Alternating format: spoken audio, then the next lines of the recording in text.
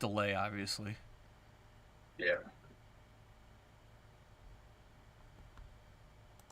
I don't see Joe or Fisk. Mine's a placeholder. Okay, here we go. All right! At long last, the video game tier maker NerdCage Live with Fisk, Tabmok99, and whatever Shaq can get here. Joe, are you ready? I am ready. Do what you do best. Drop that countdown. All right, let's prepare for war in 5, 4, 3, 2, 1. Finish him.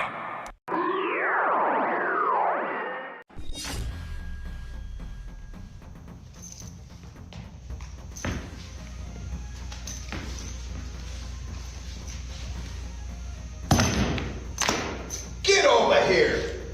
Hi, I'm martial art master Daniel Casino. You know me as the original Johnny Cage, Scorpion, Sub-Zero, Reptile, and Smoke. You are tuning in to NerdCage Live on YouTube, Twitter, Twitch.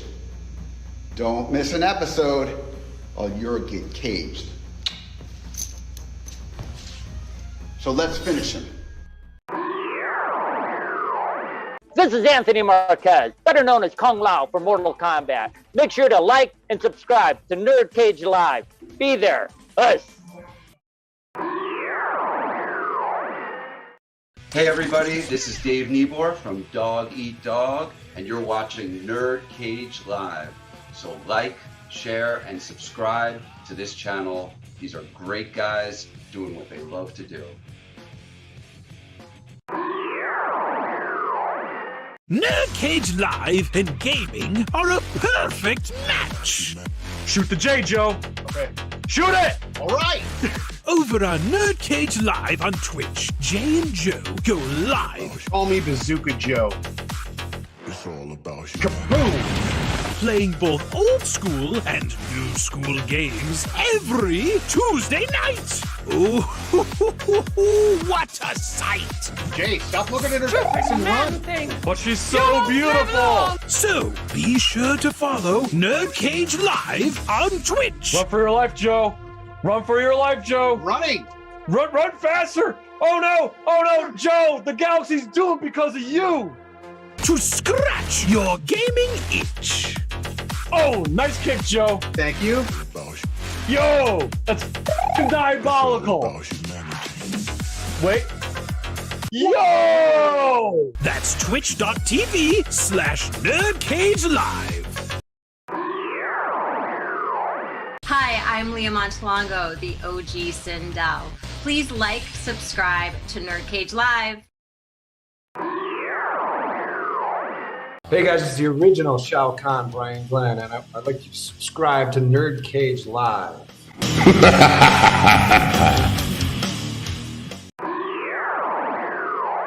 This is Ernie C. from Body Count. You're tuned in to NerdCage.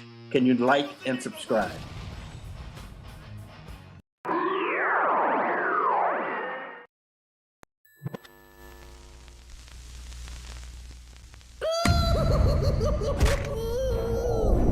Greetings, citizens. You're now trapped in the nerd cage. We hope you have a smashing good time.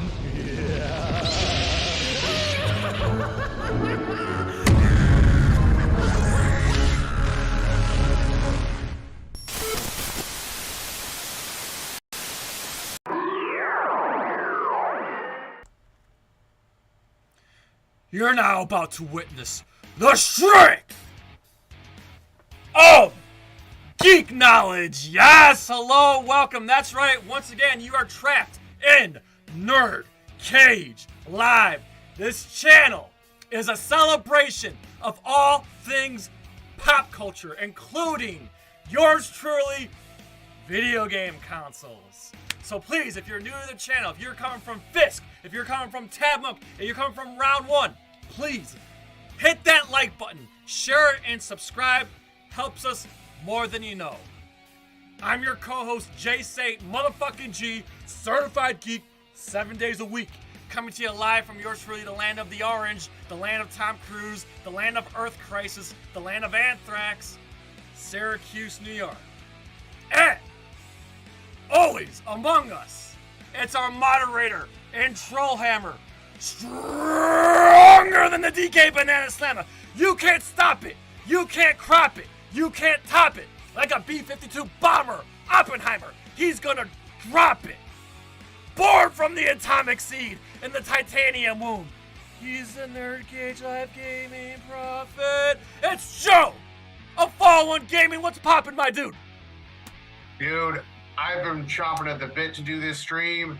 We have the legendary Tabmok99. We have Fisk Vegas. We have Shaquille O'Neal on the way. So this should be an electric live stream. Shaquille O'Neal is in an underwater level right now. Is that right? Yes. We all hate those underwater levels. Yeah, Shaq will be here when he can. Like that Titanic. Yes, Shaq will be here when he can, but we're gonna get started anyway. But oh shoot, this is not the fast food TierMaker. This is the video game console TierMaker. So let me make that. Yeah. All right, Joe. While I'm making that fix here, who do we got? Who do we got in the chat tonight? In the chat, right as of now, we have Don Vito, we have Doomzilla, we have Jasper, and a ton of lurkers, I'm sure. I want to give a shout out to Jasper, who's coming to this chat all the way from the Netherlands. Wow! That's not the Nether realm, right? Well, it could be either. Actually, I have a question. Alexa, what time is it in the Netherlands right now?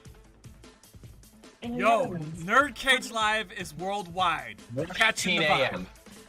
vibe. Wow. Thank you for being here, Jasper. Yes, Thank you. Yeah. Jasper, awesome. I follow you on Twitter, so thank you so much for being here. So, all right, before we get started, why don't we just let our guests promote whatever they got to promote? We'll start with Tabbook, man. I know you got some stuff coming up here. Oh, yeah, that's right. I'm back at it with another Mortal Kombat YouTube video. I haven't told anybody about this yet, so I'm going to drop this as an exclusive here on NerdCageLIVE. You heard it here first. Right now, I'm working on a video talking about all the times that the Mortal Kombat development team took rumors and turned them into reality. So that's going to be my next video. It's going to drop sometime next week. Yeah, I am very happy to share that one with you. At the end of the video, I'm going to be sharing a thumbnail of that video with you guys. So stay tuned and look out for that. Finish him. Yeah, I just put the thumbnail on screen. Oh, yeah, actually, then cool, check it out. You can follow me at youtube.com/Tabmok99 and subscribe to me so you can get all the Mortal Kombat videos that I'm coming out with, including the next one, Rumors into Reality. Yes. And of course, Fisk Vegas returns to NerdCageLIVE, and if I'm not mistaken, the Giants Outsiders is back. Yeah, y'all know what time it is, man. Giants Outsiders, Fisk Vegas, Cop Pizzle, Ron Effect, Season 2. We got a foot on y'all necks. If y'all tuned in last night, you know what type of time I'm on. You know what I'm saying? Listen, I ain't even gonna get into all that. All right, I'm in a peaceful mood tonight. I done ate some good food. I'm ready to talk some video games. But before we get into that, you make sure you head over to Anything Fisk Vegas, hit the like button, hit the sub button, hit the notification bell, subscribe to my channel, join my Fisk Unit army, and get Fisk Unit tough, okay? 100%. Again, we're always happy to have Fisk Vegas here, fellow Giants fans. So, and now Giants season's approaching. I want to make sure everybody, listen, if you're NerdCageLIVE, subscribe to all of Fisk Vegas channels. Even if you're not a sports guy, support this man. And guys, let me tell you something. This man will win you some money because he's a sharp bettor. And on top of that, his live streams are just lit and hilarious. So, so again, subscribe to these fine men. Of course, subscribe to the Round One podcast. Shaq will be here soon. Hopefully, again, he's got a plumbing incident. As you can see, we got the TierMaker on screen. But before we get to that, Joe, we got stuff to promote real quick. Joe, all right. So last week's stream, Joe. Yes, with Drew Stone of Stone Films NYC and the Hardcore Chronicles. That stream was electric. It was great. Like, you guys don't want to miss it. So if you haven't seen it, run over to the main channel after that, or run over and check that video out. You won't be disappointed. And we're still getting views. And of course, for you audio junkies, it's also available on all podcast platforms. And Joe, tell them about our Sonic energy drink. Yes. Dude, this video is blowing up. It's our food review of the Sonic G Fuel energy drink. Also, I hope you guys appreciate our tribute to Sonic the Hedgehog 2, the game, on that thumbnail. And then, Joe, tomorrow night. Yes, tomorrow, more Halo. So we're wrapping it up. We're getting there. We're getting towards the end. So we should be wrapping it up anytime now. Yes, and then, Joe, Tuesday. Well, we're going to tentatively put it for Tuesday, but our Link's Awakening stream returns for our Cozy stream. And then in a couple weeks, I'm going to Chicago next week, but in a couple weeks, on Thursday the 24th. We are going to have Sean Wick of JT is Reborn on the show. And then 2 days after that, Joe, your birthday! Yes, my birthday stream with a watch party of Ready Player One. Yes. He's going to be 3666. Oh, okay. You were my age. Oh, yeah, okay. Ready Player 36. Yes. For the record, everybody, because of copyright, we cannot play Ready Player One on screen. But we'll have a timer on screen so where we are synced up to the movie, and it's available to stream on HBO Max. And finally, Joe, on August 31st. We're going to have the Jesus of Joe Blow, Jimmy O from Celebrity Interviews, from Joe Blow Celebrity Interviews, will be joining us, and that will be an awesome stream. Can't wait to hear about his adventures. Absolutely. Look forward to that. All right. So, and I got one more thing to promote real quick. I'll do it real quick. If you haven't already, get yourself a NerdCage Live t-shirt. Listen, any size, any color, whether you're skinny, booty collar, fat, fuck, big or small, we love them all. Check out all these awesome designs. We got the PlayStation NerdCage Live, the PlayStation NerdCage Live gaming design. Do not tell the RZA. Here's our Shaolin style NerdCage Live shirt. And then Fisk Vegas. You appreciate this. This is our Pornhub shirt. Oh, yeah. Oh, yeah. By the way, I interrupt the promo? Yes. No, I'm wearing the NerdCage shirt now. I'm definitely wearing the NerdCage shirt so I can testify that the shirts are good, they're comfortable, they fit well. I done washed it twice and it still fit. You getting some quality stuff when you rock on my boy Jake. This is the shirt that Fisk Vegas has. This is the NerdCage Live. The one. The Kaiju shirt. Also, Dan from Dog Eat Dog got the shirt. Yes. And by the way, Barbie is playing in movie theaters. Get a NerdCage Live shirt in pink. Oh, Lord. Or black. Also, that's better. We got the MCU shirt. We got the Zelda shirt. We got the other Zelda shirt. We also got, and of course, Tabmok99. We have the arcade Mortal Kombat 1, Mortal Kombat 2 Fatality, and Mortal Kombat 3 Fatality. And we also make pillows and hoodies and magnets. And just go to our T-Punk. Link is in the description, guys. I'm holding the Capcom shirt, so yeah. Yes. I got a question for Tab. I'm tongue-tied right now. Tabmok. I'm sorry. I'm butchering the name right now. Tabmok99. Yes. What is your question? Tabmok99. Okay. So I added Jay on Twitter. I don't know if you responded to this or not, Jay, but one of the Mortal Kombat Twitter handles I follow, they posted like 15 different reptiles, and it was like, "What's your favorite reptile?" That like Mortal Kombat 1, 2, 3, Army, all that stuff. Yes. My favorite reptile has to be Mortal Kombat 3. I love all the ninja outfits from 3. Scorpion, Sub-Zero, Rain. I love how they did the Mortal Kombat 3 animations. What's your favorite, not even reptile, what's your favorite like ninja suit? Well, you mean, since we're talking about reptile, what I was thinking about it in my head was my favorite one is the one on the Acclaim Mortal Kombat 2 TV commercial. That TV spot with reptile, dude, it was the perfect blend of human, ninja reptile, and the actual lizard-looking reptile. That design is fire. Hold on. I'm Oh, look at this. He's got it right here. He's got it right there in the poster. You can't really see it because of the glare. But, man, that is the best design. There. Right there. Oh! Yeah, that's dope. Yeah. Yeah. I have a better one that I post on my Twitter sometimes, Fisk. I'll share it with you. Mine is MK2 as well, but Fisk, I'm going to shout that out. That Twitter handle that you follow, that's MK Havoc Addict.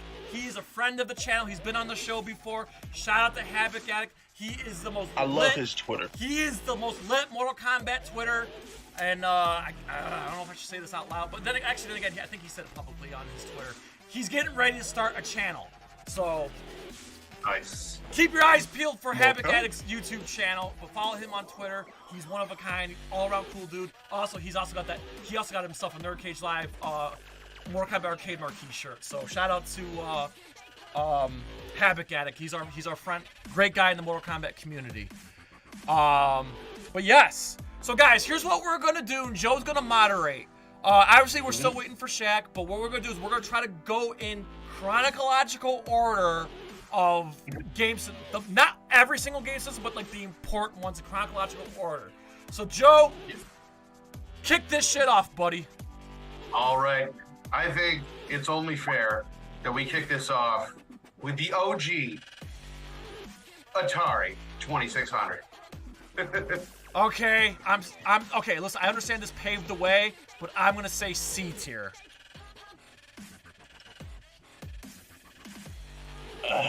It was my first video game console. That was in my house since before I can remember. So I have to say that was the first console I ever had. At the time, it was so much fun. It was a blast.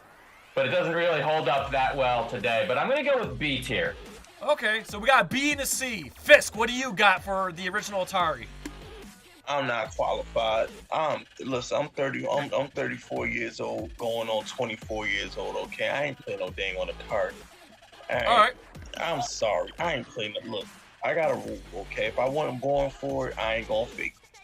All right, Joe, it's up to you, Joe. Where we putting Atari? I had enough exposure to it, but at the same time, you know, I was super young when I was playing this, so there's not much I can remember from it. But you know, I'll go with J on this. I think I'm gonna keep it mid and go with a C tier on it. All right, so for now we're gonna keep it upper C.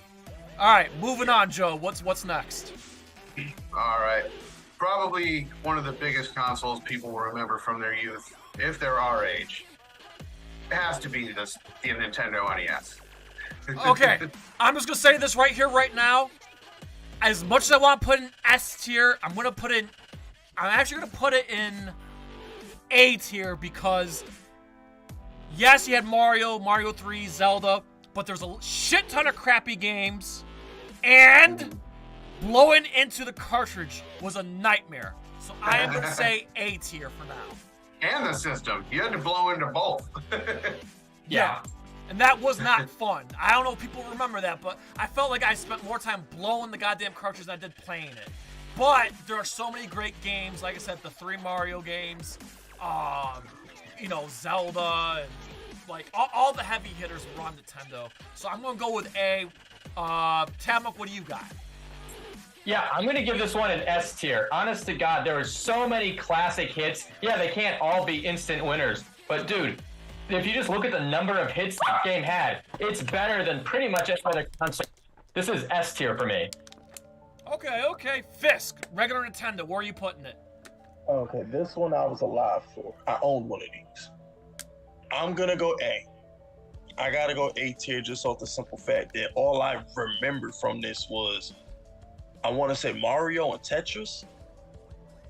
What Galaga was on the it was. Yeah, it was. Yeah, so I'm gonna go A tier. I would go S, but I'm not qualified. I'm not old enough to really remember it. But as a kid, I do remember playing those games, had fun with it. I'm gonna go A tier. Okay, all right. And Joe, what do you got? All right, I'm gonna go A tier as well, dude. The first game that, and it's funny because most people gravitate towards Mario or Zelda or whatever. But Metroid, my first big experience with Nintendo was Contra, and dude, that was unsurpassed. But I can't bring myself to grab it towards S tier. We have a lot on this list, so I'm going to keep it at A for now. Okay, so I guess we're in agreement that A. I know Tabmok said S, but A. We're pretty damn close here. All right, let's shift over to the very first and the very best handheld system, Joe. The Game Boy. Yes, the Nintendo Game Boy, the original. Okay, guys. Now, we're going to include Game Boy Pocket and Game Boy Color. All that's going to be included in here. Listen, Game Boy had a decade-plus reign from 1989 to, like, 1998. I'm going to have to say S because I'm not a Pokemon fan, but you got to understand the Pokemon craze. The fact that so many great games of Super Mario Land, Link's Awakening, Tetris was revolutionary on the Game Boy. I'm going S. What do you got? Tabmok, what do you got?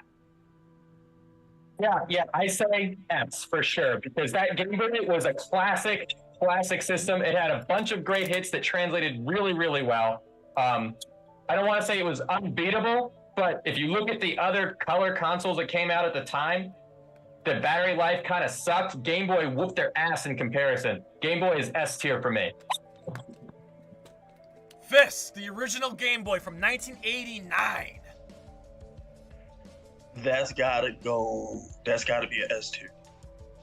Because as a kid, I mean, I'm sitting in the car with it. I'm watching my mother grocery shop with it. You know, that thing can't beat that. Those are classic handheld games that just kill time. So I'm going S2. All right, Joe, what do you got, buddy? Well, shame on me because I never really fuck with handhelds very often, minus the Switch, of course. But you know, I do remember having one. I do remember playing like I think it was Super Mario Land 2, the 6 coins. So I mean, I did have some exposure to it. And the best thing about Game Boy handhelds, they probably have unsurpassed amounts of accessories you can add to them. So yeah, the Super Game Boy and the Game Boy printer, they had a little light and all that stuff. So I mean, just accessories alone, you could empty your wallet. But you know, I'm gonna have to put this for myself because I don't have much exposure to it. At a high B tier. Okay. Oh wow, that's too low. That's too low. Too low. Dude, the Super Game Boy. Like I said, I don't have much exposure to it, so. All right, we got three S's Game Boy accessory that you mentioned made it perfect. You could play it on a TV. It was just incredible. You could change the palettes. I mean, it added a whole new dimension to it. Plus, not to mention some of the games that had like built-in Super Game Boy compatibility. It just added a whole new dimension. That Game Boy and the way the Super Game Boy breathed new life into it, it's S tier for me. Okay. I do have one question though. Yeah. Because I'm feeling old. Okay, I'm showing my old man moment here. Was that the Game Boy that I played the Pokemon Red and Blue on, or was that a different game? That's it. Yes. Oh yeah, this is S tier. It's not even debatable. This go to school and go Pokemon battle with your friends. I don't even know how we did it back then. Was it like a plug we had to plug into each other Game Boys or something? It was a Game Link cable, yeah. Okay. See, I'm starting to remember a little bit. I'm getting flashbacks going to 5th grade and get my Pokemon battles on. Get flashbacks here. Okay, yeah, this is S tier. Hands down S tier. Okay, so that being said, we're going to keep it in S tier. Whoops. Sorry, guys. Hang on. We're going to keep it in S tier, but since Joe said B, it'll probably be lower S tier as we move on. But we're going to keep it in S tier for now because we have 3 S's and a B. All right, Joe, are we going to move on to what I think is the greatest era of video game consoles ever, the 16-bit era? I believe we kind of have to.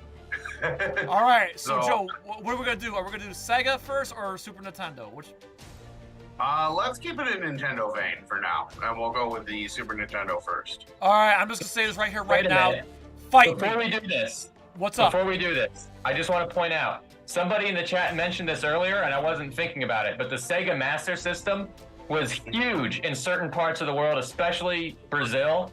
It never really caught on here, but it was so big in Europe and especially South America. We should probably figure out where that goes in our tier.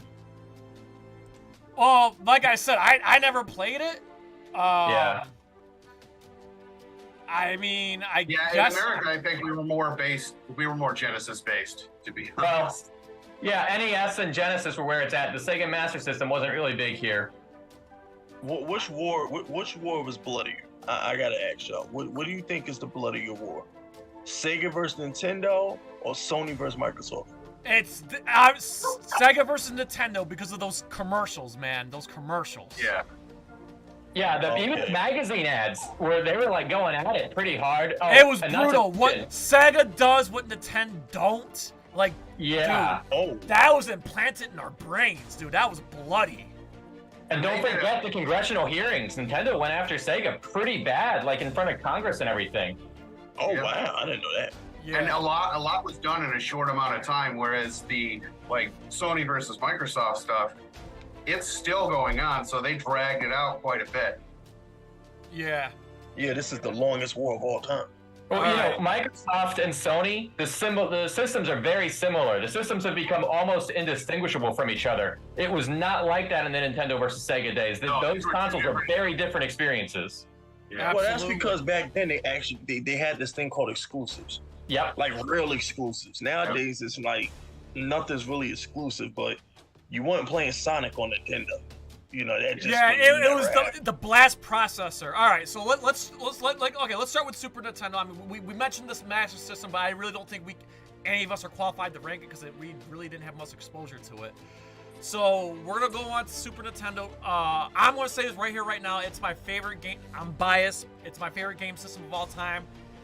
Great library, great memories. This is S tier for me. It's not even up for debate for me. It's S tier for me. Super Nintendo's S.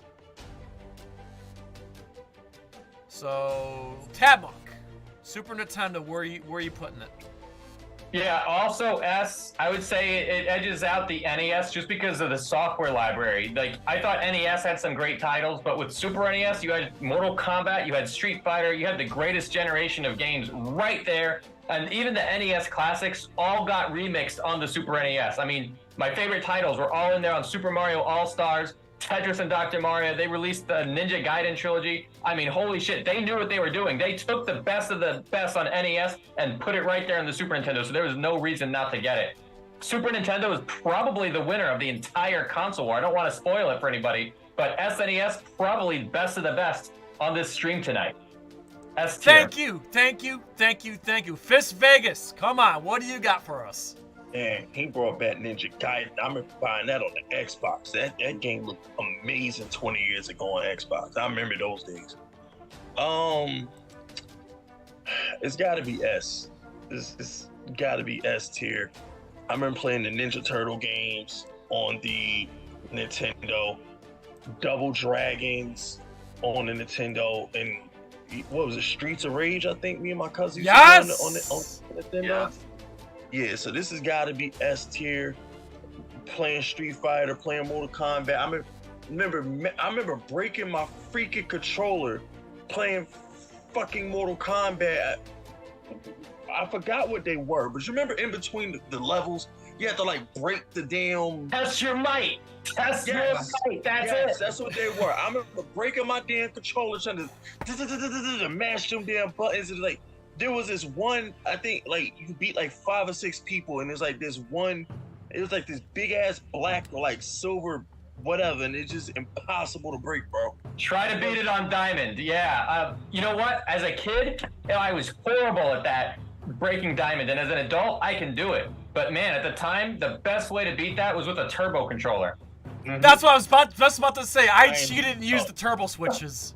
And I didn't even know about that. I mean, it shit worked. It worked. Oh yeah. That was like hacks before hacks even happened.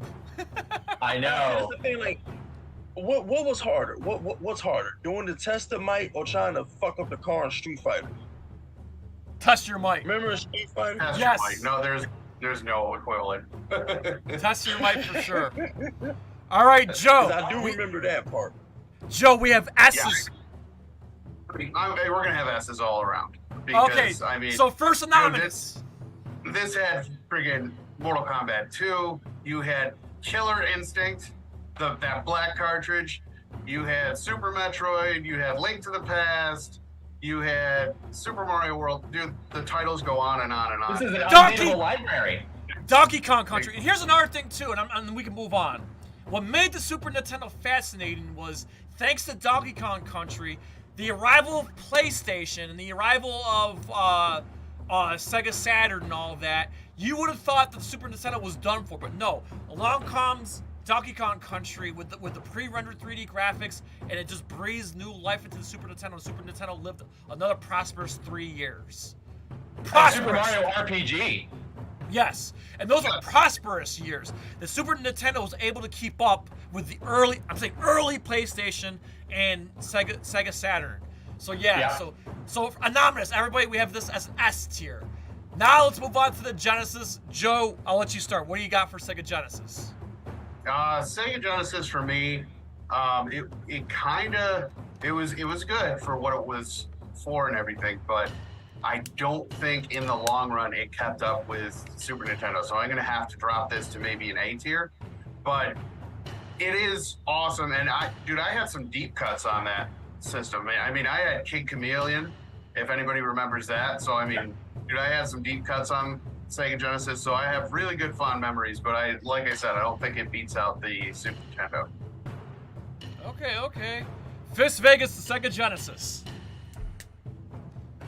Gotta go with.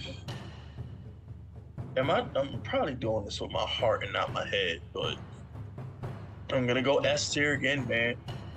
Playing Sonic and Miss Pac-Man and on the Sega just brings back memories. I forgot. I think Street Fighter was a different version for Sega than it was Nintendo on one of those Street Fighters. I think it was the Turbo. Was it the Turbo edition on It was Super Street Fighter 2 Turbo, something like that. Was only on Sega. These are vague memories of me, but I Mortal Kombat 1 with the blood code. Now Mortal Kombat 2 on Super Nintendo was great, but I'm saying Mortal Kombat 1, they had the blood code. So that being said, before we get to Tabmok, I'm gonna put A. I can't put it in S. But I'm gonna put it in A. So Tabmok, I just mentioned what I just mentioned. So what do you got for Sega Genesis? All right, Sega, the Genesis was incredible. But if there was a game other than Mortal Kombat 1, but if there was a game that came out on both platforms, the Super Nintendo one was usually way better. So I have to give Genesis an A. Now they had some great exclusives. What they did with the Sonic the Hedgehog series was amazing from a technical standpoint and from just an enjoyability factor. Sonic and Knuckles with the lock-on technology was mind-blowing. How can you take a game like Sonic and Knuckles and put in Sonic 2, and now you're playing Knuckles in Sonic 2? How in the world? That still just blows my mind that they made that a thing. So like if you had those games, man, you just had access to way more than just what you got. So just incredible what Sega was putting out. They had a lot of accessories, which Super Nintendo didn't get. They had the 32X upgrade. They had the Sega Genesis CD upgrade. Or the Mega CD, as they call it over there in Europe. And if you had both of them, you could play 32X CD games. But all in all, it is only A tier. There's another game I wanted to point out, though, that was really good on Genesis, better than the Super Nintendo version. And there's one other instance of that happening besides Mortal Kombat is Space Invaders. But again, this is all through software. There's no reason that the Super Nintendo... Oh yeah, the Atari Classic. I remember. Yes, the Atari Classics. Yeah, it was awesome on the Sega. Yeah. Also, it was so another thing. better. I'm surprised Fisk Vegas didn't point this out, but Sega had the sports games and Vector Man. But still, I cannot put it above the Super Nintendo, so I'm keeping it at A. Me too. A. All right, now question: are we putting it above Nintendo or below Nintendo? I'm saying below regular Nintendo. They're both an A tier. I think, God, it's hard to say. I think regular Nintendo is better because it just had so many classics. I mean, it was the one console that when it came out, you had to have one. Every kid in the classroom had to have one. There was no getting around it. Where the Sega Genesis and Super Nintendo sort of like divided the classroom, NES united everybody. You haven't had that kind of unity in gaming ever since then. Oh yeah, for sure. All right, now let's bust these two out real quick. Let's throw in the 32X and the Sega CD. I'm just gonna say right here, right now, because of the price and because of like the mess and all the plugs, I'm just gonna put, say, Sega 32X, Sega CD. I'm gonna put those in C tier. Yeah, they suck. Yeah, they had great potential, but they just didn't live up. Right. So, Yeah. Good idea. Wasn't executed well. yeah. You know what? Lower than C tier. Whatever's after C. Booty sauce. Booty sauce for me. All right, Got our Tabmok, you convinced me. We're gonna put it in booty sauce. Fisk Vegas, did you ever have like the 32X or the Sega CD? Neither. I'm not qualified on that one. I ain't have either. All right, so Joe, you're the hope. You could bring it out of the booty sauce tier. My uncle had a Sega CD, and I tried. I really tried to get into it, but at the end of the day, like, he had Sega CD and Sega Genesis, and I'd play Sega CD for like a glorious 20 minutes, and I'd shut it off and put the Genesis back on. So yeah, right. I think I'm gonna have to drop it to booty sauces. Okay, Joe. So, before we move on to the next era, what about there was the Jaguar and there was the 3DO. And I'm just gonna say this: I'm not qualified because I did not own those. So I have both of them right now. All right, so Tabmok, lead us off. Where would you put, looking back, where would you put Jaguar and where would you put 3DO?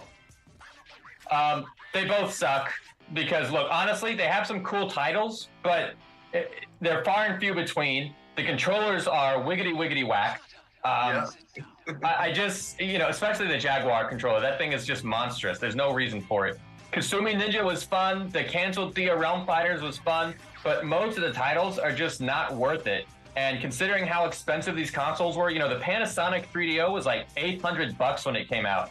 I love Way of the Warrior. I thought that was fun, and but most people regard that as just a cheap Mortal Kombat knockoff.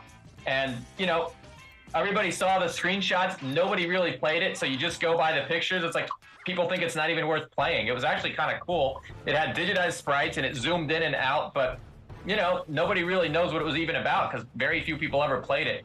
And and that price point is just such a deal breaker for me. They all get booty sauce. Sorry Jaguar. Sorry 3DO. All right, Joe, you're the only hope. Are you gonna raise it out of the booty sauce tier, or are we gonna keep it there?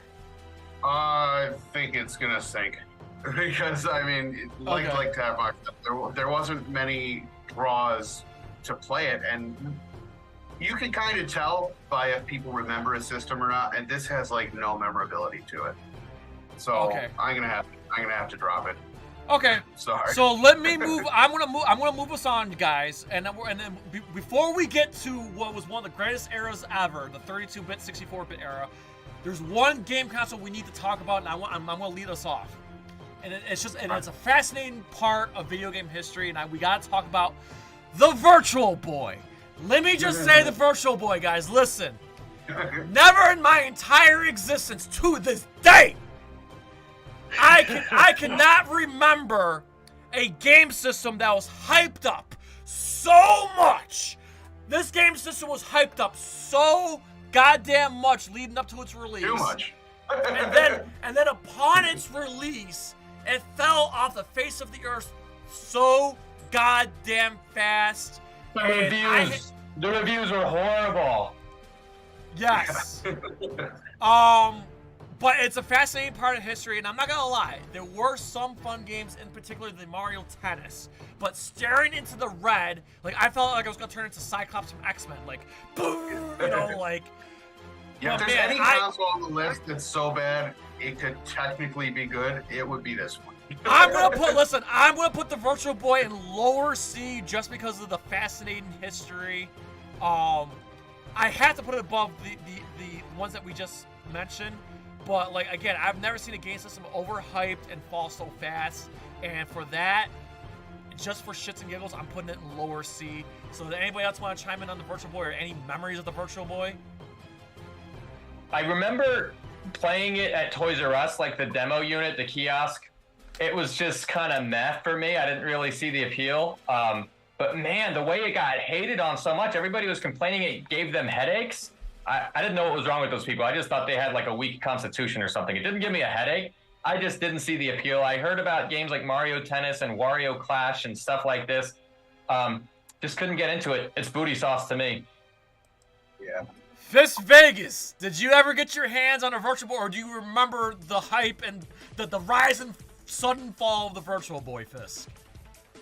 Jay, that shit's so trash. I just heard of it today. I didn't know what the hell you was talking. I had to go look. I had to go find it on the TierMaker to see the little. I didn't know what the hell. Dude, I don't blame you, Fisk. I don't blame you, Fisk, because that shit fell off so hard. That shit fell so hard. Like, I felt like within a month it was gone. Like, I think Joe, Tabba, refresh my memory. Like, how long did it take for it to get like leave? Like, I felt like it took like within a month it was gone. Like, it was okay. How many titles were even released for it? Like 6? Like I said, Mario Tennis, Wario. Those are the only 2 I remember. 22. Baseball. There was a baseball game too. Yeah. But yeah, that honestly, shit fell kind hard. of the closest I can really recall to having an actual memory is of something really close to it called the Tiger R Zone, which was also red, and it also required you to put something on in front of your eyes. Yes! But you had to stare at a blank white wall in order to see the picture in front of it. I have more memories with the R Zone than I do with the actual Virtual Boy, but that's what it reminds me of. Here's an interesting fact about the Virtual Boy. It initially had a price point of $179.99 and dropped to $99 in 2 months. There you go. All right, so Joe, where are you putting the Virtual Boy? We have it in booty sauce, and we have lower C. Where would you put it? Oh, this is definitely booty sauce. I mean, all right, so upper booty sauce. Upper booty sauce. Fact that I didn't even play it, but I know I saw the rise and fall and how fast it was, and I didn't even. After that, I had no interest to play it. Like I said, okay, so we're going to put it in upper booty sauce above the Sega and above the 3DO and Atari, but it's in booty sauce, but upper booty sauce. All right, so we're going to move on to what was one of the greatest eras ever. And Fisk Vegas, I want you to kick this off. The original PlayStation. You know what? So, my parents didn't want me to. My grandmother, actually, did not want me to have a disc. She didn't. They didn't think I would take care of it. They think I would break it. So, unfortunately, I had an N64. Now, my cousin had the PlayStation, and the only thing I remember the PlayStation for 2 things and 2 things only. The PlayStation version of Mortal Kombat Trilogy had the bosses in it. You can use Shao Kahn and Goro and everybody. And the N64 version didn't, so I always wanted a PlayStation Mortal Kombat Trilogy. And my cousin Devin owned a PlayStation. When he would go to work at UPS, I would sneak and play his. So all my earliest memories of Metal Gear, Siphon Filter, Crash Bandicoot, all those games, my childhood right there. This is an S. If there was a tier above an S, I'd put it in that bitch. I love the original PlayStation. Tomb Raider, freaking Gran Turismo. That's my baby. And I never even owned it. But between my cousins on the weekend and then my older cousin Devin, when he would go to work, I'd sneak and play before bed. Those are my memories of it. Now, I didn't own it, just foreclosure. I never owned the PlayStation, but definitely played it. I watched my cousin beat Metal Gear, and we had to switch the controller sockets to beat Psycho Mantis. So, a lot of childhood memories of the PlayStation. That's an S by any stretch of the imagination. Well said. Joe, just go. Dude, Joe, just go. This app speaks for itself. And, dude, this was my best Christmas ever. I still have, like, that little tape from our video recorder. And if I could switch that over to digital and throw it up here, I would. But, dude, my reaction to it was everything. And it has some of the best titles on it. They introduced Twisted Metal. You had obviously Twisted Metal. On it. And I mean, dude, this system is unsurpassed. Like Fisk said, if there was one above S, I'd put it there. It's definitely legendary S tier. All right, Tabmok99, floor is yours. The original PlayStation from 1994. Yeah, it was an amazing system. I don't think I'm quite as impressed with it as you guys are, though, so I'm going to give it an A tier. Oh, boy! That's I know, these are some fighting words, but hear me out on this one. That's disrespectful. Hear me out on this one. This was the first console that I had that was CD-based, and I'm sure it was the first one that you guys had that was CD-based, too. Yeah, Tekken was amazing. Mortal Kombat was amazing. Twisted Metal, for sure. Crash Bandicoot was a classic.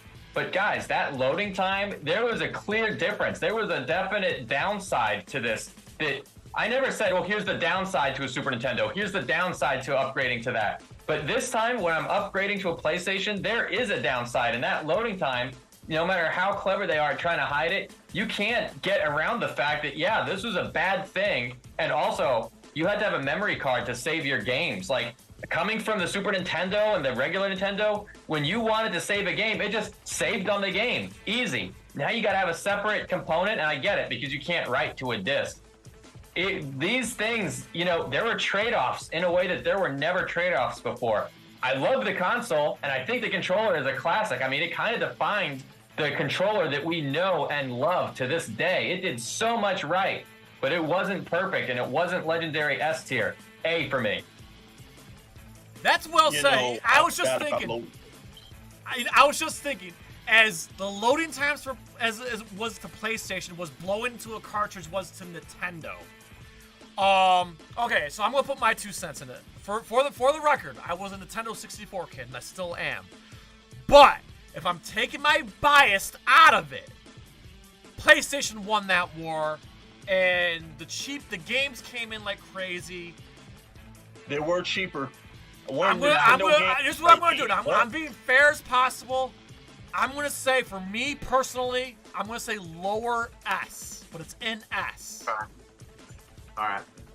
So there are a lot of 3D games that didn't look that good on PlayStation also. You have to be honest. Some of these games, looking back, they don't hold up. True. Yeah. True. Well, I remember, but the thing is, if you were a fighting game guy, you had Soul Calibur, you had Marvel vs. Capcom, Dragon Ball Z Final Bout, Tekken. If you were a fighting game guy, you had to have a PlayStation. You did. Yeah. Yeah, and Jay, you can appreciate this. It's a fun fact. The PlayStation 1 was actually supposed to be a co-op system with Nintendo. Yep. Yep. Okay. And guys, we skipped Sega Saturn, but this was definitely better than Sega Saturn. Yeah. Let's do Sega. We're in that era. So you know what? So you just mentioned let's do Sega Saturn. I'll say this. There are some bangers on the Saturn. All right. Yeah. Batman Forever, Knights. There was Knights. It was called Knights, right? Ultimate Mortal Kombat 3. Virtual Fighter. Now, granted, the load screens were awful. There are some bangers. I'm going to say lower B for the Sega Saturn because it wasn't downright terrible, but it wasn't a hit either. I'm going to say lower B for the Saturn. What do you guys got? Nobody I know played no damn Sega Saturn. I'm putting that at the bottom of the bottom tiers. Okay, so we got Booty Sauce. Yeah. All right, so we got Booty Sauce at the B. All right, so that averages out to a C. So Tabmok and Joe, what do you got for the Sega Saturn? I'll put it at a B as well. I mean, I did play certain titles on it. I played I think the game was called Bug, so that was kind of a fun one to play. But at the end of the day, it didn't hold up to its competitors. So I'm gonna have to put it at a lower B myself. You know what? I never actually played on an official Sega Saturn. I think I got an emulator once and I played Fighters Mega Mix, and that was kind of fun, but when you look at how games played on the Saturn versus the same game on a PlayStation is always better. I mean, I was just looking at a video today of Mortal Kombat Trilogy. Saturn couldn't do transparency, so they had to fake it with the checkerboard thing, which makes Chameleon look weird. It makes the energy bars look weird. Saturn just wasn't as good as the competition. And plus, at the time, Sega was trying to support too many systems at once. They were trying to do 32X and Sega CD and Saturn all at once, and they didn't really do a good job with any of them. All right. So that being said, we're gonna put the Saturn at lower C behind Atari, but just above the booty sauce. So I think that's fair. Yeah, because the titles were good. Yes. Yeah. All right. Nintendo 64. I acknowledge it lost the war, but I love this system. But I can't put it in S for the main reason is because there wasn't a lot of games. I'm gonna put it. It lost the war. What's that? Yeah, it lost the war to PlayStation. It lost the war. It did not lose the war to PlayStation. No way. No way Nintendo lost that war to PlayStation. It's not possible. As much as I love PlayStation, let's call a spade a spade. When it was time to go to birthday parties, your friend's house after school, it was Nintendo or bust. It was GoldenEye. It was WrestleMania or WCW Revenge. It was Mario Kart. It was the fun games is on Nintendo. Like, I like PlayStation, it's cool, but I mean, you know, when you had to play with your cousins, especially if they were girls, it was all about Nintendo 64. Zelda, what was it? What was the Super Mario 3D game that I remember playing? Super Mario 64. Yeah, Super Mario 64. Like, I don't know if it lost the war here. I don't know. I don't know if it lost the war, Jack. All right. Wow. So where are you putting? Are you putting it in S? Are you putting it in A? Where would you put it? Oh, this is definitely S. N64 is an S tier. Like, if I had an N64 in my house, I'd probably play that more than I play this new Series X Xbox shit. You know, I'll do anything to just play the original GoldenEye, the original WCW, WWE games. I love the N64. It's the one that I own. Remember, I didn't own PlayStation. I actually owned the N64. I rock with N64. Okay, Joe, go ahead. Shaq is here. I'm going to bring Shaq in, but Joe, go ahead. What do you got for the Nintendo 64? I'm going to put it in a high A tier. First of all, I'm a little biased, but secondly, the biggest reason I can't bring it to an S is that fucking controller is horrible. I mean, after a couple of months, the stick doesn't work anymore. So, I mean, it's just, I could not bring it past an A for that reason alone. So I'm gonna have to put it in a very high A tier. Okay. Tabmok99, Nintendo 64. What do you got? All right, I've got an N64 story, a very personal, special story to share with you. This was the first game system, the first console that I was able to buy with my own money. This is not like a Christmas present. This is not like a birthday present. My brother and I, we each saved up money and we put in equal amounts and we got that system ourselves. And that makes it like so much better. It tastes so much better than having it handed to you. We got Mario 64. We got Wave Race 64. The controller sucked on third-party games. That's true. So, you know, when you play Mortal Kombat Trilogy on the N64 controller, it's just not quite right like it is on the PlayStation. When you play Mortal Kombat Mythologies, they don't have the cutscenes the way the PlayStation had, so N64 is missing something there. But when you were playing a game that it was designed for, like Mario 64, like the iconic Super Smash Brothers that I'm surprised nobody brought up yet, dude, that controller was amazing. Also, F-Zero X was a classic. I love the N64, but you know what? I'm going to have to give it an A, not quite S tier like I gave the Super Nintendo. This is why. When you had a Super Nintendo, it was just the best of the best, or a Sega Genesis also, you know, for its time, it was also, their games were great. But when you were playing on an N64 or PlayStation, I was actually lucky enough to have both consoles at the time, N64 and PlayStation. And somehow it just felt like no port of a game was quite right on either system. The experience was missing. Like the version of a game that existed in my head was better than either one that actually existed in the real world. So that era of gaming wasn't quite the same as what came before, in my humble opinion. So N64, you get an A from me. All right, so that beats. All right, Shaq. Shaq is here. All right, Shaq. Okay, we're on Nintendo 64 right here, right now. So Fisk gave it an S. Me, Joe, and Tabmok all gave it upper A's. So where would you put Nintendo 64, Shaq? I'll also start by saying, sorry I'm late, guys. It's okay. We heard you were stuck in an underwater level. Yes. I won't go too much into detail, but for the N64, it's hard to say. I have a love-hate relationship with the N64. Man, I want to say a B, just because there's so many great games on the N64, but there's also a lot of bad ones. I think for as many good games as there are, there's maybe more bad ones. The controller, Tabmok was saying it, the controller is terrible. Yeah, I think I'm going to go B. Okay, by the way, Shaq, I put the link of the TierMaker in the Zoom chat so you can see which one we're specifically using. Oh, cool, thank you.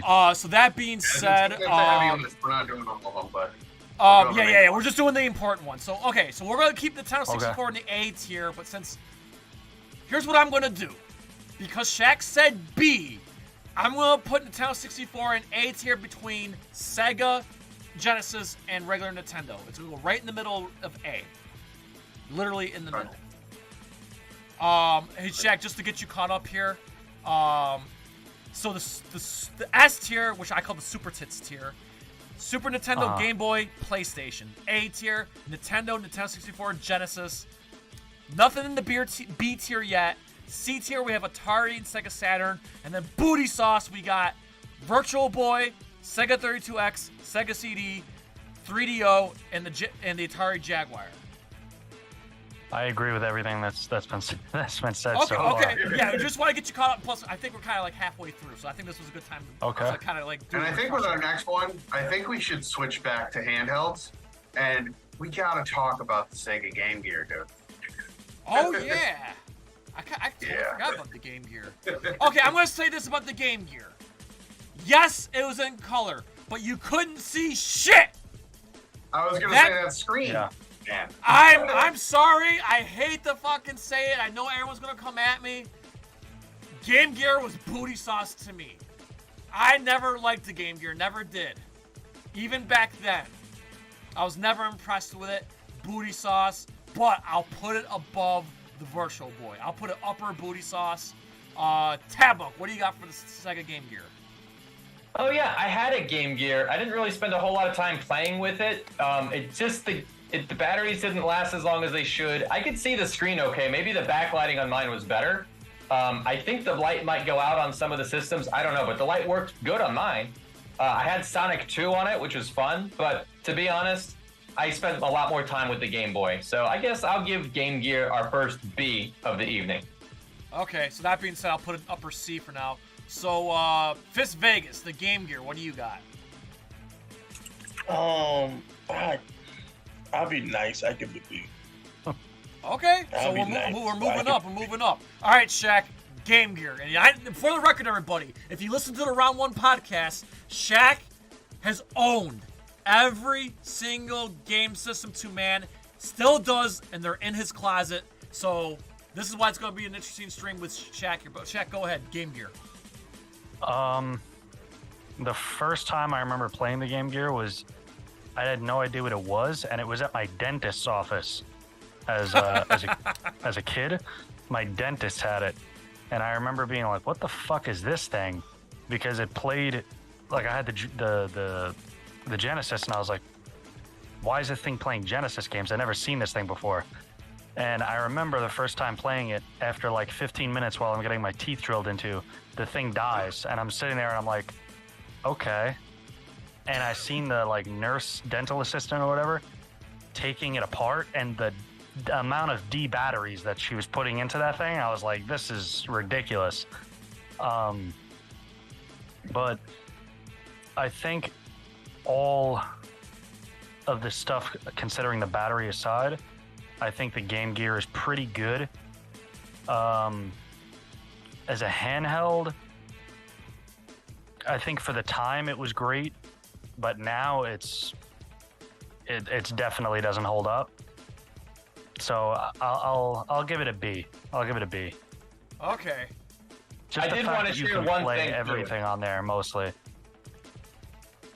I did want to share one thing. Yeah, I'll post a link in the chat.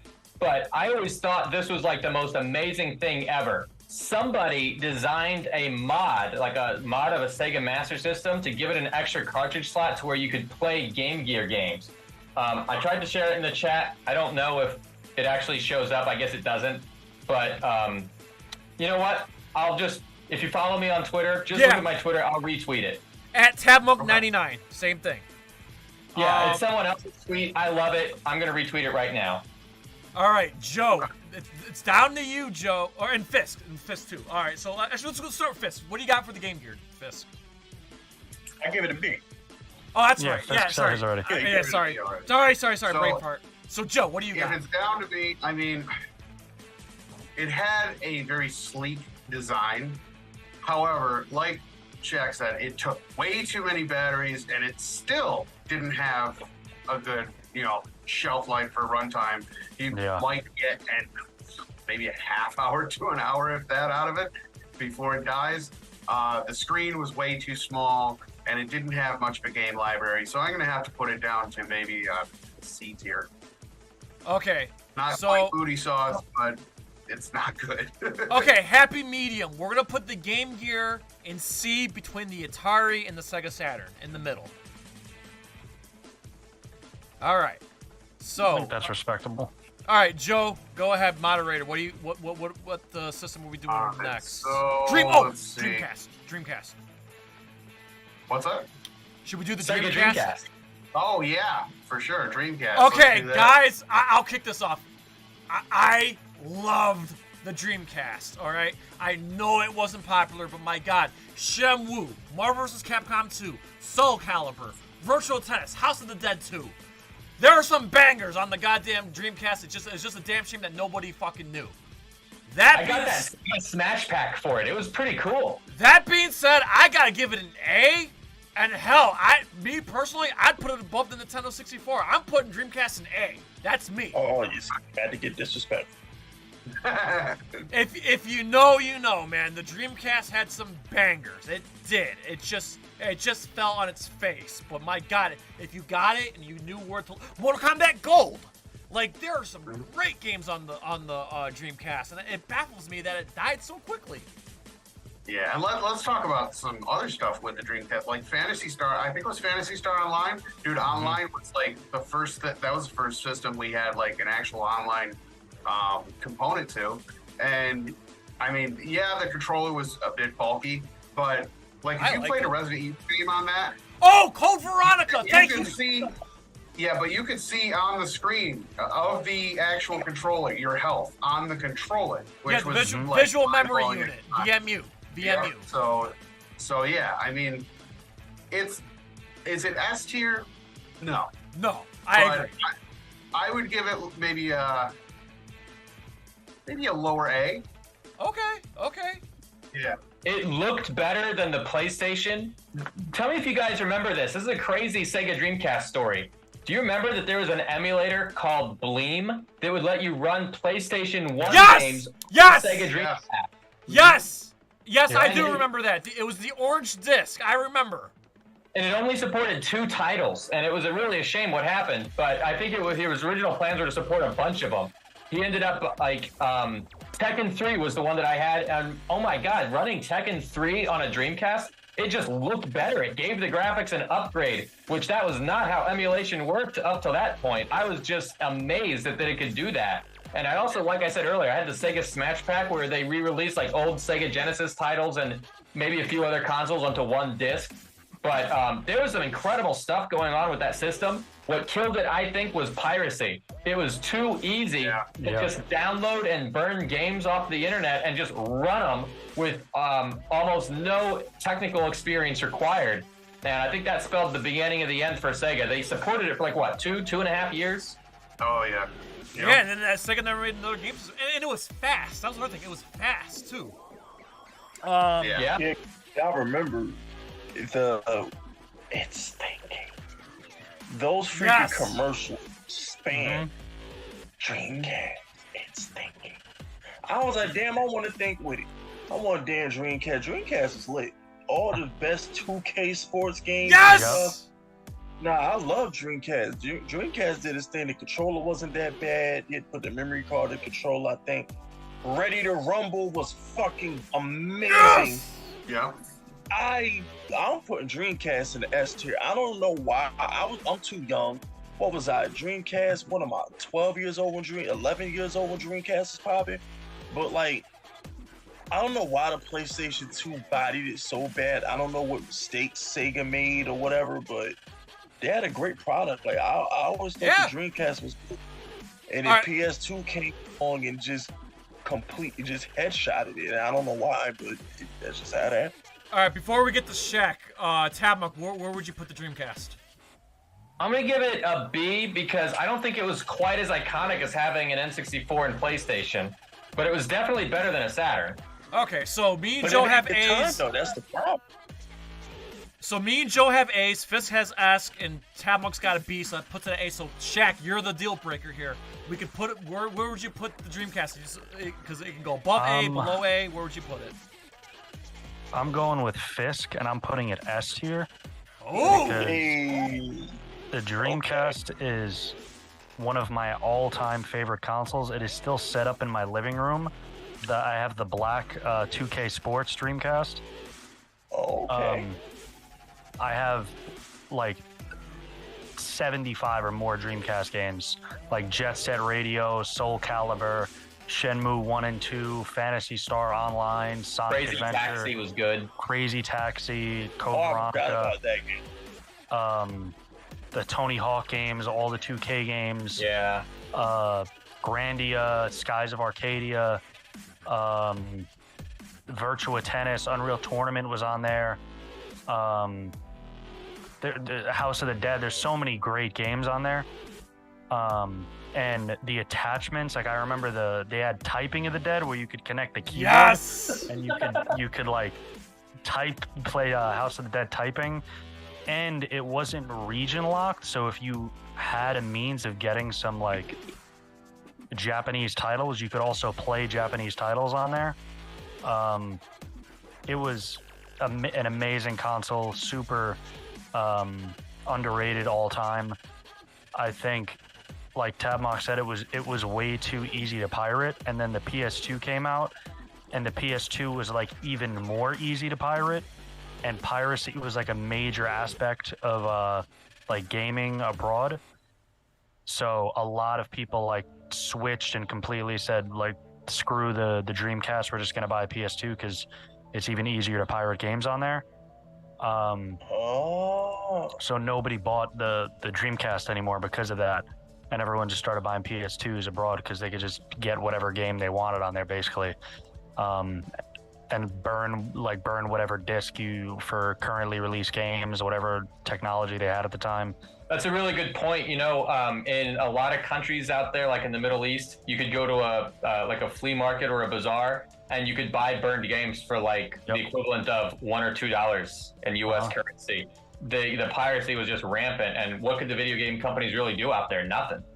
That was the whole reason why a lot of people were buying consoles abroad, was because of the piracy and how easy it was. And initially, the Dreamcast was super easy to pirate, and a lot of people were buying it for that reason. And then the PlayStation 2 came out, and that was even easier. So everyone was like, okay, you're getting the new technology, and it's easier to pirate than what was before. So everyone jumped ship and just started buying PlayStation 2s, and that was an amazing console too. But can I ask you a question? When you're saying pirating the game, like, are you mean people could just like download? Was it like going on LimeWire and downloading music? Was it that easy? No, like back then you had to you got a mod chip for your system. Mm-hmm. Okay. And you'd put the hardware in, and then you could burn the game onto any disc. Burning discs was like really easy back then. So you just burn a game onto a disc, and the mod chip will allow you to play it. So any game you wanted, you just burned it onto a disc through these computer programs that were on the internet, and then you just downloaded them, or not downloaded them, you burned them onto the disc, and then you could play them with the mod chip. You would download a copy, like a disc image, and then burn it, and then put it in your console, and it just works. And Back in those days, you could go to the store, you could go to a Walmart and just buy a stack of blank CDs or a stack of blank DVDs and just go to town. Yeah. You could also. My buddy bought like a ton of PS2s and put mod chips in every single one and was just selling them plus the games. Yeah. Like by himself. So I mean, it was a big thing. Piracy was a big thing back then. The way that you could rip the games too is there was like a proprietary device that you would like connect to your computer if you had the physical game, and then you could rip the disc image from the real game to like your computer, and then you could take that image, like everyone's saying, and burn it right onto a disc. So it wasn't like you could go, like, of course there were places you could go, but it wasn't specifically like a LimeWire to download the image of the game. People were like ripping the actual like Street Fighter 3 or whatever, the data, where it had the actual game, and then they were ripping it from the physical disc onto like their computer and then burning it from there. Yep. Oh wow. All that right. sounds like jail time. Oh, definitely. Oh, today it definitely would be. Actually, Joe, before we go on to the next, I just want to share one really funny memory of the Dreamcast that me and Joe experienced. So Tabmok just mentioned earlier that the Sega Smash hits. Joe, do you remember when we played at your place? I brought the Dreamcast over and we're playing the Sega Smash hits. We're playing Virtual Cop 2 with the guns. Yeah. And then the Legion, Joe, the Legion of Spocks. Yes. Do you remember that shit? Yes, I remember God, that, dude, yeah. we died laughing. And then all these bad guys came running at the screen. They all look like Spock from Star Trek. And then Joe's like, "Oh my God, it's Spock!" We were dying. But yeah, I had the gun for the Dreamcast. Okay, so before we move on, we're gonna, based on everybody's assessment, we're gonna put Dreamcast in the A tier between Nintendo and Nintendo 64. Is that fair? It hurts my soul to see that, but and before it deserves we an move S to tier. the most, I think this is the most electric generation of games, based on sales alone. But I think we have to shift back to handhelds for a second and maybe talk about maybe 3DS. The what? The Nintendo 3DS and Nintendo DS. DS and 3DS. Yeah. Let's just do 3DS and DS together as one. Yeah. Okay. I do remember the DS. I owned the DS. Yeah. So we'll put DS and Nintendo 3DS together. I'm not gonna lie to you guys. I never owned one, so I really have no say in it. I know how it was I get it. It was really popular and this and that, and there were some hits on there. Nintendo was really good at the handhelds. I guess I would put it in B to start, but I'm not really the most qualified person to say so. So that being said, Joe, I'm not very versed in it either, but I do know the hype that was around it. All right, so Joe, what would you put? Fisk, what do you guys got? Well, I had one, and I don't really remember too many games for it other than the Yoshi's Island one. That was fun. I mean, you could just take the stylus and draw a circle around Mario or draw a circle around the coins and then like swat them over to you to get them.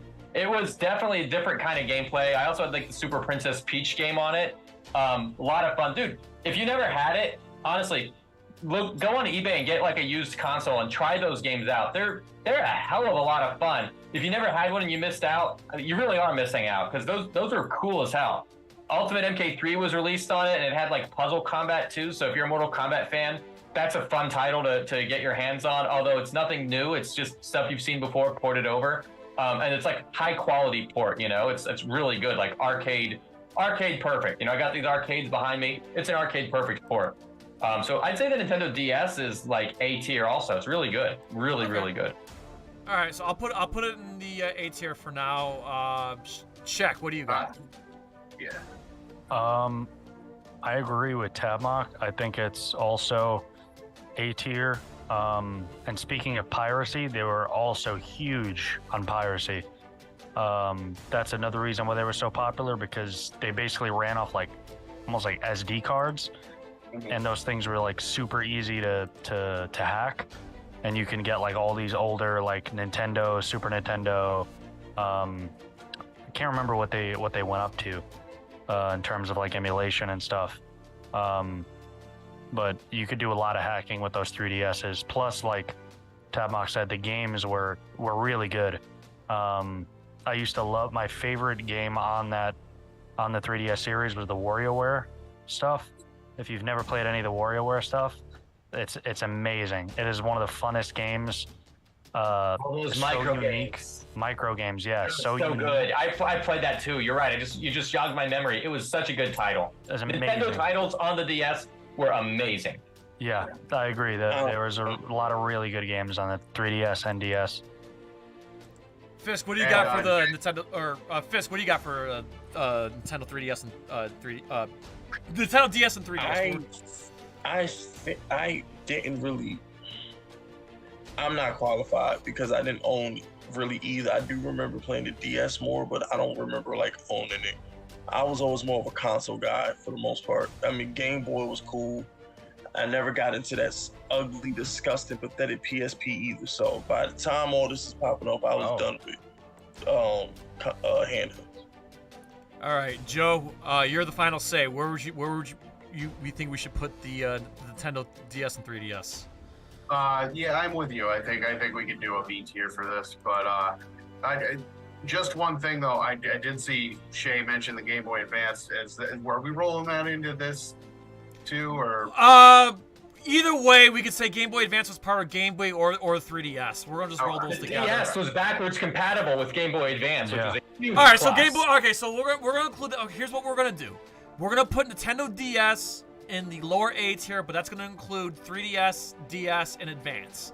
And then the Game Boy is gonna be in the Super Tits tier, the S tier, but that includes Game Boy, Game Boy Pocket, and Game Boy Color. Is that fair? Okay. That's fair. That's fair. All right. So Joe, are we moving on to probably the most?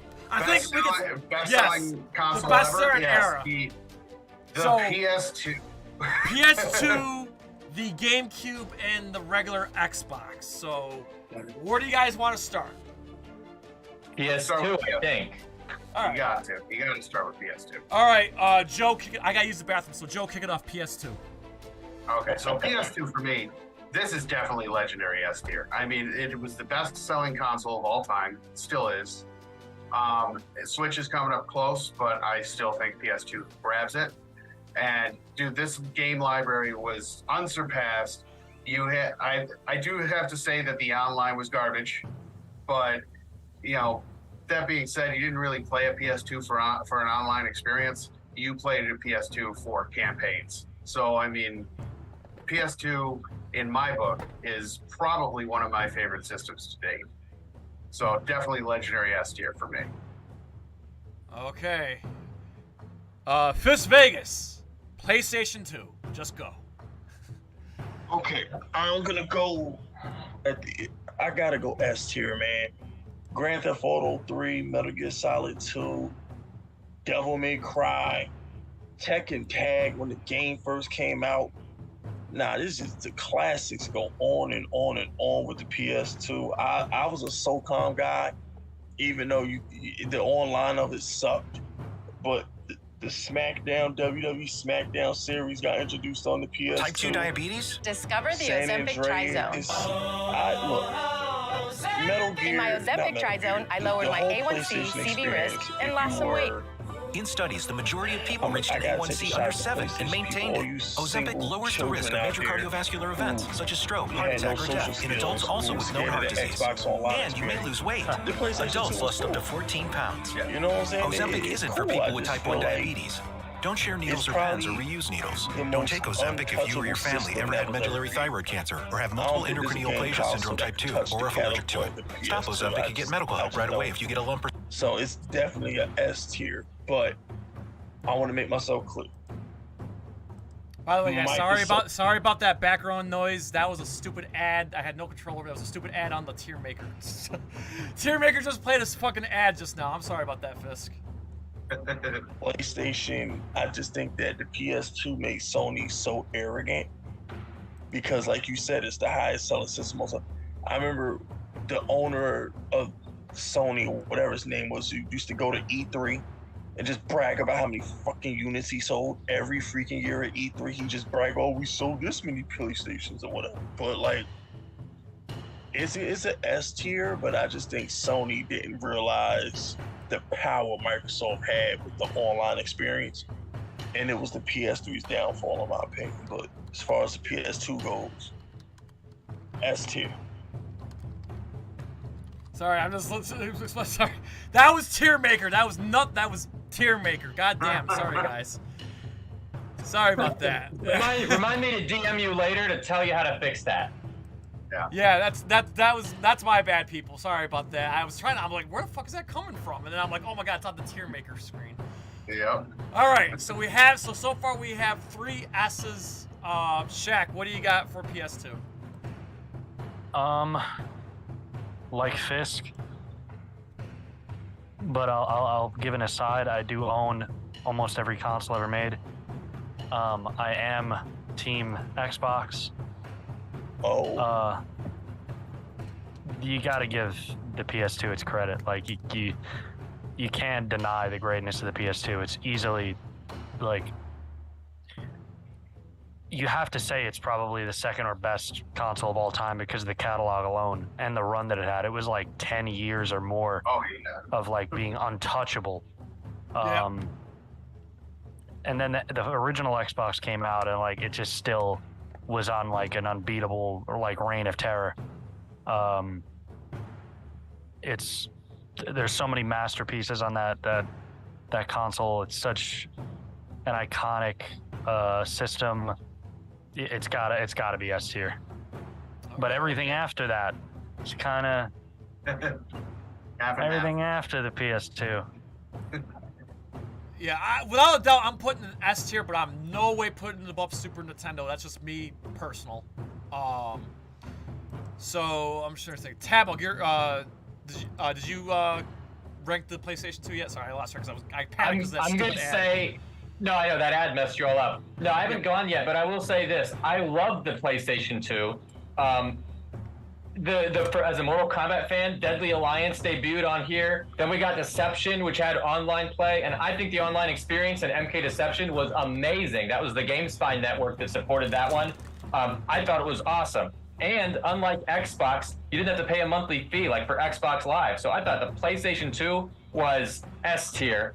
As for non-Mortal Kombat titles, I love the fact that this supported piracy. I never pirated a PS2 game. One exception.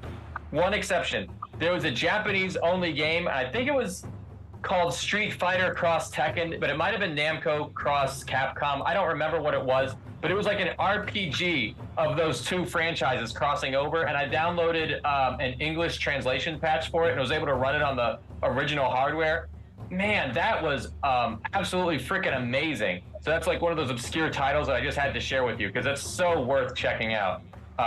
PS2, I'm going to give it S tier, but also, like you said, Jay, not above Super Nintendo. Look, as good as PS2 was, when there was a game on the PS2 and on the Xbox One just looked better. PS2 had a big problem that everybody talked about at the time called jaggies. And yeah, as soon as you heard it, you knew what they were talking about. Those graphics, they just had a jagged edge to them. Something about it didn't look quite right, and it still doesn't to this day. It's actually even worse if you play it on an HD TV.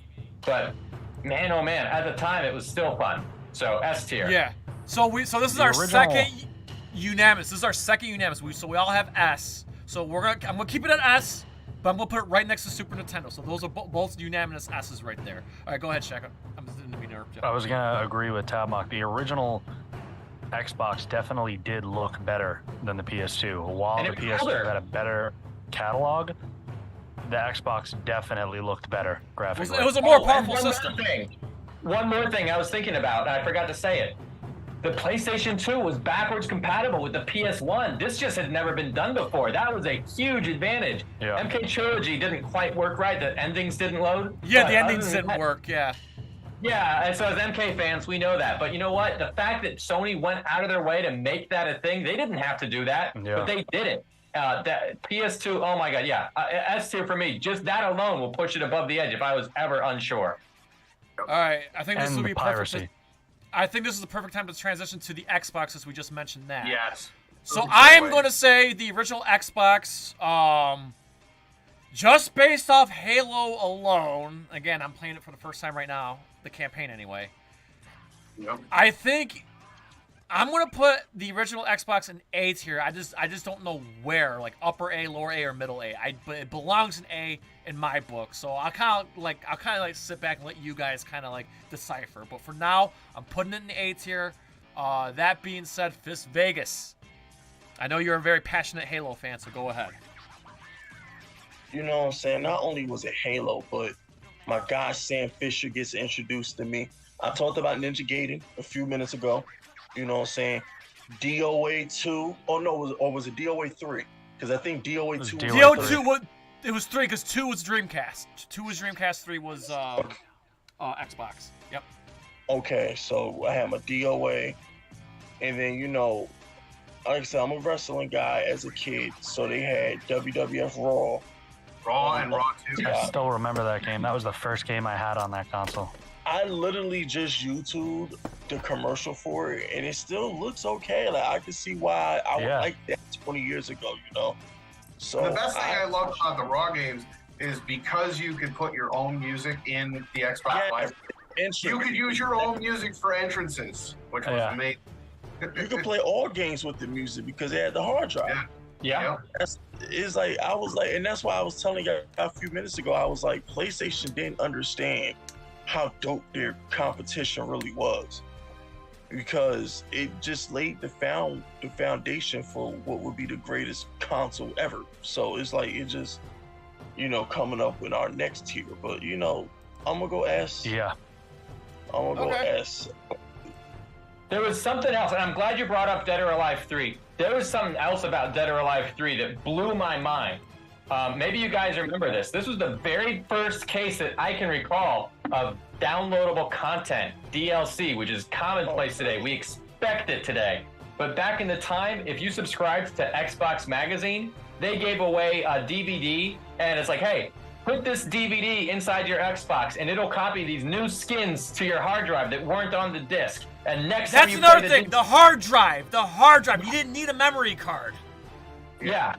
Well, and Fisk was saying that too, but the fact that they found clever ways for the hard drive to be used, I mean, the first instance of an upgrade to an existing game, that was just incredible. And like you said, it paved the way for the future of gaming. That was the first one that started it with that. That was just mind-blowing. Now I feel like developers kind of abuse it. Now people call DLC disc-locked content because they have stuff on the game and they just don't let you access it. But that's not how it started. With Xbox, they did it the right way. It was ethical. I loved it. I'm going to give it an A because I wasn't really into too many of their games, but I still think it was a great system. Yeah. All right. Joe, what do you got for Xbox? I'm going to put this in S tier. I had to buy both the PS2 and the Xbox. I had to have an Xbox. It's funny thinking about it now. Just that weird ambiance of the menu, that weird sound. I fall asleep to. And I'd wake up and I'd still hear it, and it was ominous, but it was fun at the same time. And Xbox Live came into its own. Although we did have the Wild West of voice chat back then, so we got away with a lot more than we could get. Is that a positive or a negative? I don't know. It depends on how you feel about it, really. But, okay, one thing we forgot to talk about, that Duke controller. Can't stand it. I love it. Nintendo. I loved PS1. I thought those controllers were great, but that Xbox Duke controller, man, that's not for me. The black and white buttons were kind of off-putting. All right, so Shaq, I know you're a Microsoft guy, so go ahead. You are the determining factor. Right now, we're kind of like on the hinge of like lower S, upper A. Xbox, go Shaq. I was gonna give it a high A, but after Joe gave it an S, I'm gonna give it an S too, just because for me, the original Xbox took over where like it kind of filled the hole that the Dreamcast left for me, because it had so many great games on it, and then Shenmue 1 and 2 were on there. Yes. Jet Grind Radio, which was like the second part with like a sequel to Jet Set Radio. I love the controller, even though a lot of people hate it. And it also has two of my favorite games of all time. One being probably my favorite game of all time, Morrowind, and Elder Scrolls. Yep, Elder Scrolls Morrowind is probably my favorite game of all time. And then Knights of the Old Republic were both phenomenal games for the console. And that's not including like I said, Jet Grind Radio. You had Chronicles of Riddick. I seen that Dew mentioned it. What was that? Fusion Frenzy? Frenzy, I loved that. Fusion Frenzy. There was so many great games. Such a great party game. Oh yeah. Splinter Cell. The whole Splinter Cell series was amazing. There's just so many great games on there. And Xbox Live was Halo 2. I remember playing Halo 2 Xbox Live until like 4 a.m. every day during the summer when I was like in high school. It was amazing. Okay, so here's the $1 million question, guys. I have Microsoft X in the S tier, but do we put it above PlayStation and Game Boy, or do we keep it stand pat? Below. I'd put it above. All right, so we got below, above. Joe, what do you got? I mean, they're very close neck and neck, but I put it just maybe a half step below. All right, so we're gonna leave Microsoft at S, but right below PlayStation 1 then. All right, so GameCube. And I'm not gonna lie to you guys, I've always been a Nintendo kid. Always happened, always will be. But when the GameCube came out, I'm not gonna lie to you, I wavered a little bit away from Nintendo and was more into Xbox and PlayStation for a minute. But I came back to Nintendo. But I feel like when GameCube came out, oh my god, I'm gonna get crucified for this. I did not like Mario Double Dash. Coming off of Mario 64, I hated Double Dash. Yeah, we had Metroid Prime. Yeah, we had Wind Waker. Yeah, we had Super Smash Bros. Melee. But, yes, we had the Resident Evil remake. But I don't know, something about the GameCube didn't hit as hard as Xbox or PlayStation. And I cannot put it in S tier. I'm gonna get crucified. I'm putting GameCube at the top of the B tier. I don't think you're gonna get crucified. I think you're right. Look, the controller for GameCube was just weird and off-putting. Yeah. And, you know, the N64 controller, at least it was perfect for the games that were designed for the system. But with the GameCube, I just felt like the controller wasn't good for anything. I didn't like Smash Brothers Melee as much as I liked the original Smash Brothers, believe it or not. I thought the original Smash Brothers was perfect. I thought the GameCube version added too many different options and it was less fun. I didn't like Wave Race as much as the N64. I didn't like Mario Sunshine as much as Mario 64. Oh, I hated Mario Sunshine. Thank you. I hated Mario Sunshine. Luigi's Mansion was an interesting twist, but it was weird to make that twist into a launch title instead of like a basic staple that we come to expect. I think they took too many risks with the GameCube. It didn't pay off. I didn't really like the mini disc system that they used. Made it too hard to pirate, I guess, right? No, good for them for finding a way around the piracy, seriously. But honest to God, those titles, they really didn't grab me. And even when a title was released on the GameCube, it did look better than the PS2 equivalent. I will give them credit for that. But it wasn't up to the same power that those other consoles had. So I'm going to do a B tier also. I was thinking the same thing when you said... The chat's ready to kill me. The chat is ready to kill me. No one's going to kill you. You were right. GameCube just wasn't quite up to snuff. All right, so... It was weird, bro. I'm sorry. I had to buy one of the damn game 20 years ago. So, Fisk, what do you got? That damn GameCube had two things. It had WrestleMania 18. Okay, definitely wanted to get WrestleMania 18. And then it got the remake for Metal Gear, Twin Snakes.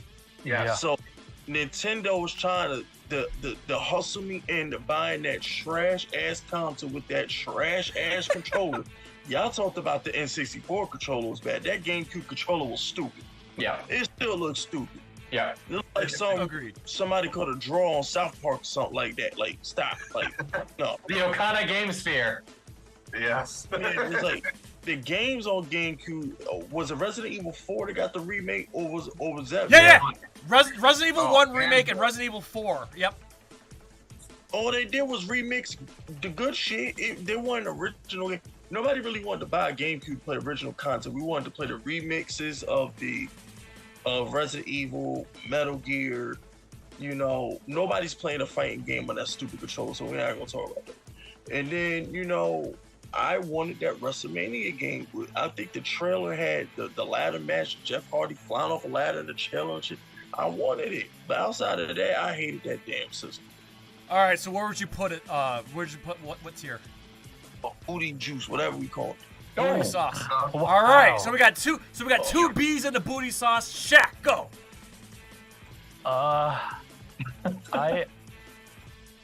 like the Dreamcast. It's not a Dreamcast, the GameCube. The GameCube, I think, is solid. It's not like an amazing console by any stretch of the imagination. And I definitely think Nintendo, I was reading an article recently that like they shot themselves in the foot with the GameCube because of piracy. Nobody was buying it because it was so hard to pirate games for. So the GameCube like really hurt them. Because all their previous consoles were pretty easy to pirate for, but I feel like I'm talking about piracy every time I talk about it's your favorite factor. But you was one downloaded mofo, huh? I didn't download anything. You know. Also, I hate to say, I hate the power up. The do. Oh yeah. I hate it. Just saying. I hate that game. I think there were some really good games on there. F-Zero GX, I think, is the best. Yes, that's a good one. I think that's the best F-Zero game. Double Dash, I think, is the best Mario Kart game. What? Oh, God, yeah, I hated definitely. it. I hated it. Definitely. Metal Gear Solid Twin Snakes was great.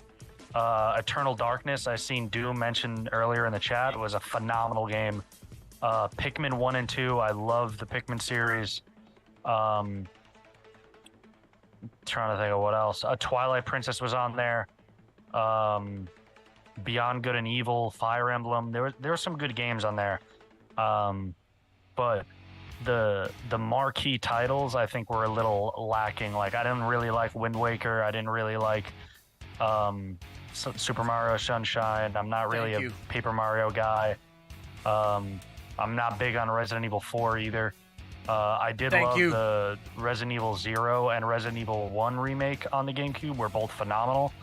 And personally, I think I agree with Tabmok that the original Super Smash was definitely the best. And then second, I would put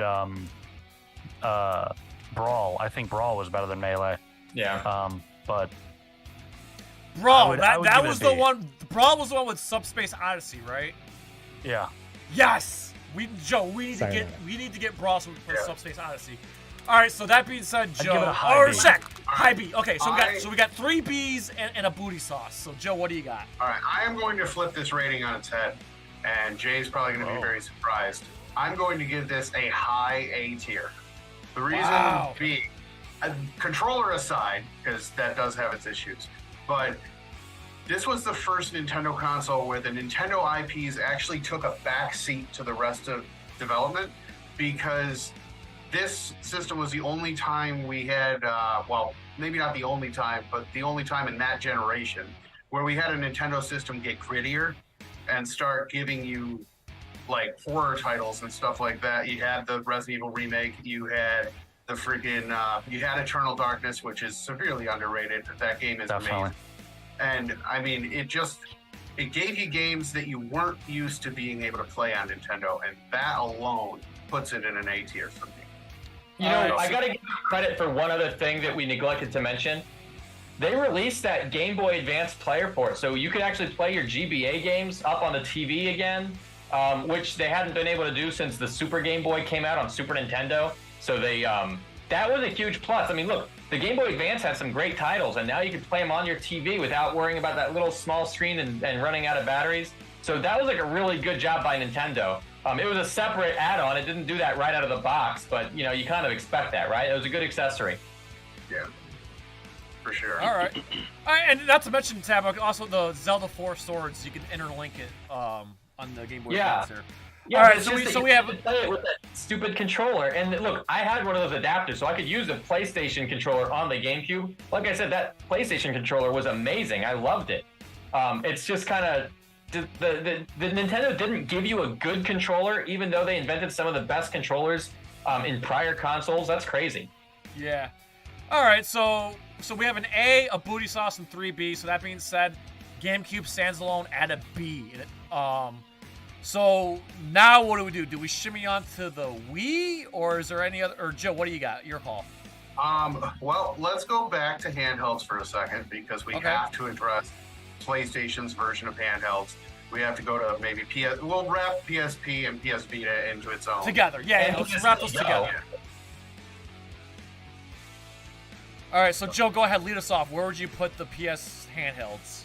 Well, being that I just said this, I mean, I never owned one myself, but I played a couple of my buddies' systems and stuff, and it had a bigger screen, it had a sleek design, it had its own online play, and it had quite an extensive library.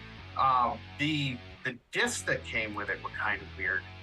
I don't know if I could get my head around it, but for the system as what it was, I'd probably go maybe a high B for it. All right, so it wasn't the greatest thing, but it was what we needed at the time.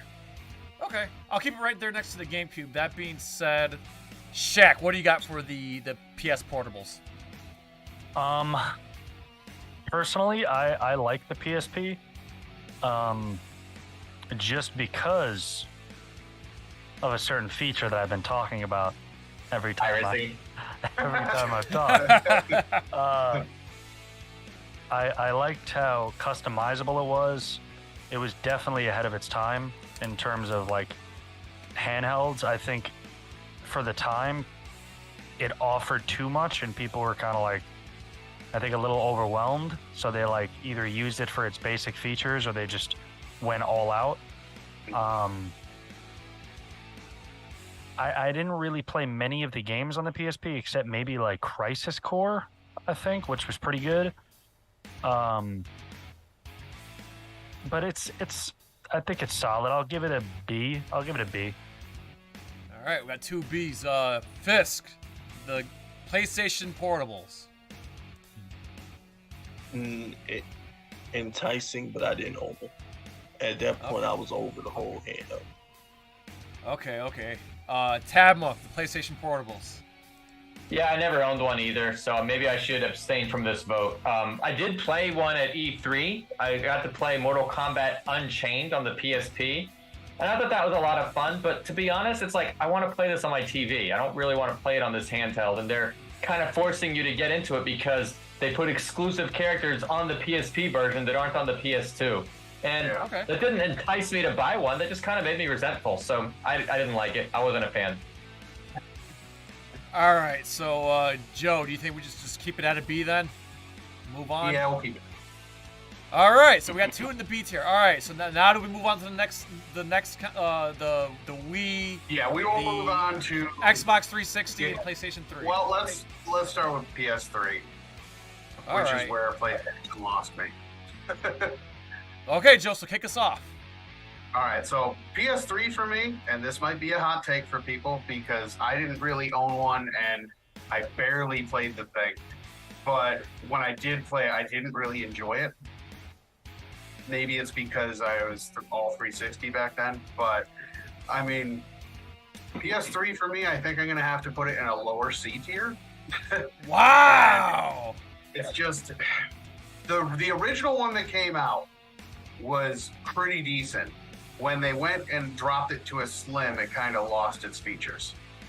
And it just didn't do enough for me, to be honest. Okay. Sorry. Okay. Fisk, PlayStation 3. Never owned one. I thought it was trash. Oh, so we could put the PS3. We throw that PS3 with the booty sauce. Wow. All right, we got booty sauce in the C. Shaq. For the PS3? Yeah. Honestly, the PS3 is definitely booty sauce for me. I played maybe 2 games on it, and it just collected dust for the entirety of it being in my, like, connected to my TV.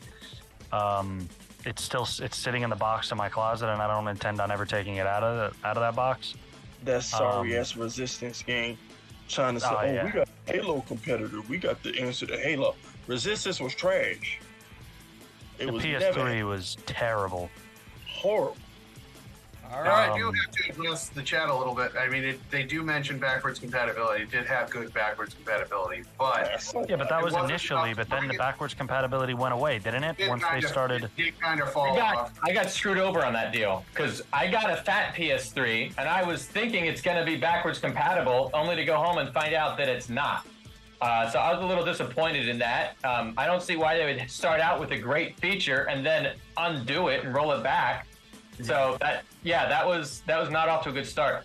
Having said that, this is an era where all the video game systems started to converge in terms of quality. You could look at an Xbox 360 game or a PS3 game, and if you didn't see what console was hooked up, you weren't going to be able to tell the difference. They all started to look alike. All the consoles were becoming more and more powerful to the point where they achieved parity. So that was actually a really good time for gaming, to be honest, from a technical standpoint. PS3 now adopted the hard drive, right? Like they weren't doing the memory card thing, so they followed the path that Xbox had set. The first Mortal Kombat game, and the reason I got a PS3 was because Mortal Kombat versus DC was coming out. And visually, it was the most impressive Mortal Kombat game that had come out at that point. I wasn't even bothered by the fact there weren't any fatalities in that game. I enjoyed it, and the controller was I liked it very too. similar. I liked it too. Yeah, and the controller was comfortable. It was exactly like what I was used to from a PS2, only it was wireless. I thought they did really, really good with that. And it was very breakable because it was very lightweight. I didn't have that issue. Maybe I was just a little bit more responsible than you. I All right, so Tabmok, where are you putting PlayStation 3?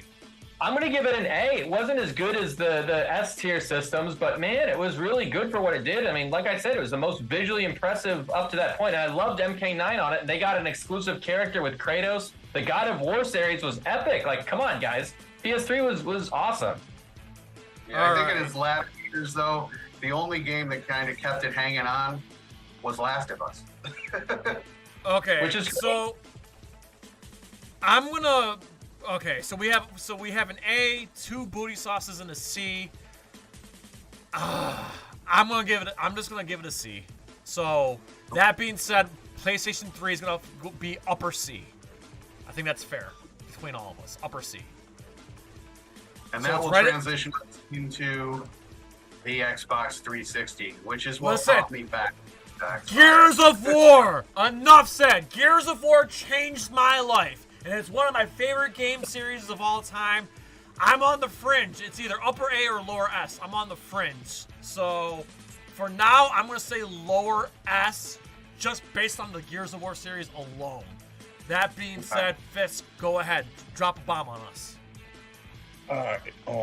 AJ, after this one, I may have to go. That's fine. We got a placeholder, so that's fine.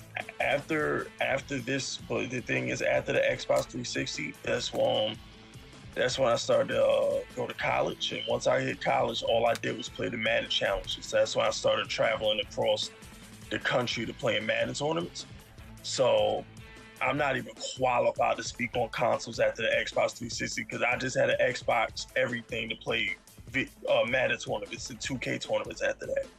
So okay, fair enough. The Xbox is special to me because it is my last real gaming experience. Like Gears of War, playing game battles with Gears of War and Rainbow Six Vegas and Ghost Recon. Freaking the what was my freaking game? Not Siphon. Well, Siphon Filter. I had a good one. What was it? Double Agent, I think. Not Siphon. Yeah, no, Splinter Cell Double Agent. That was good. Was it Fallout over? What was the fucking Vegas game? Was it Fallout that was in Vegas? Fallout in Vegas, yeah. Yeah. I was like, yeah, there was a lot of great games on Xbox 360. Obviously, the sports games on Xbox 360. There's one game. It was Elder Scrolls. Which Elder Scrolls? Oblivion. Got addicted to Oblivion on the Xbox 360. Gotta love Oblivion. And was it Forza? What wasn't that the Xbox version of Gran Turismo? Yeah, Forza started on the original Xbox, but I think the 360 was Forza 3? Forza 2 or Forza 3? Oh, Saints Row. That's the game I was thinking of. My freaking Saints Row. And then they had Crackdown came out. I loved Crackdown. Crackdown never got enough credit. Xbox 360 had a lot of bangers. Mass Effect. Loved Mass Effect. Shout out to the girl with the big booty and the big tits. I forgot her name. You know. At least you remember the important things.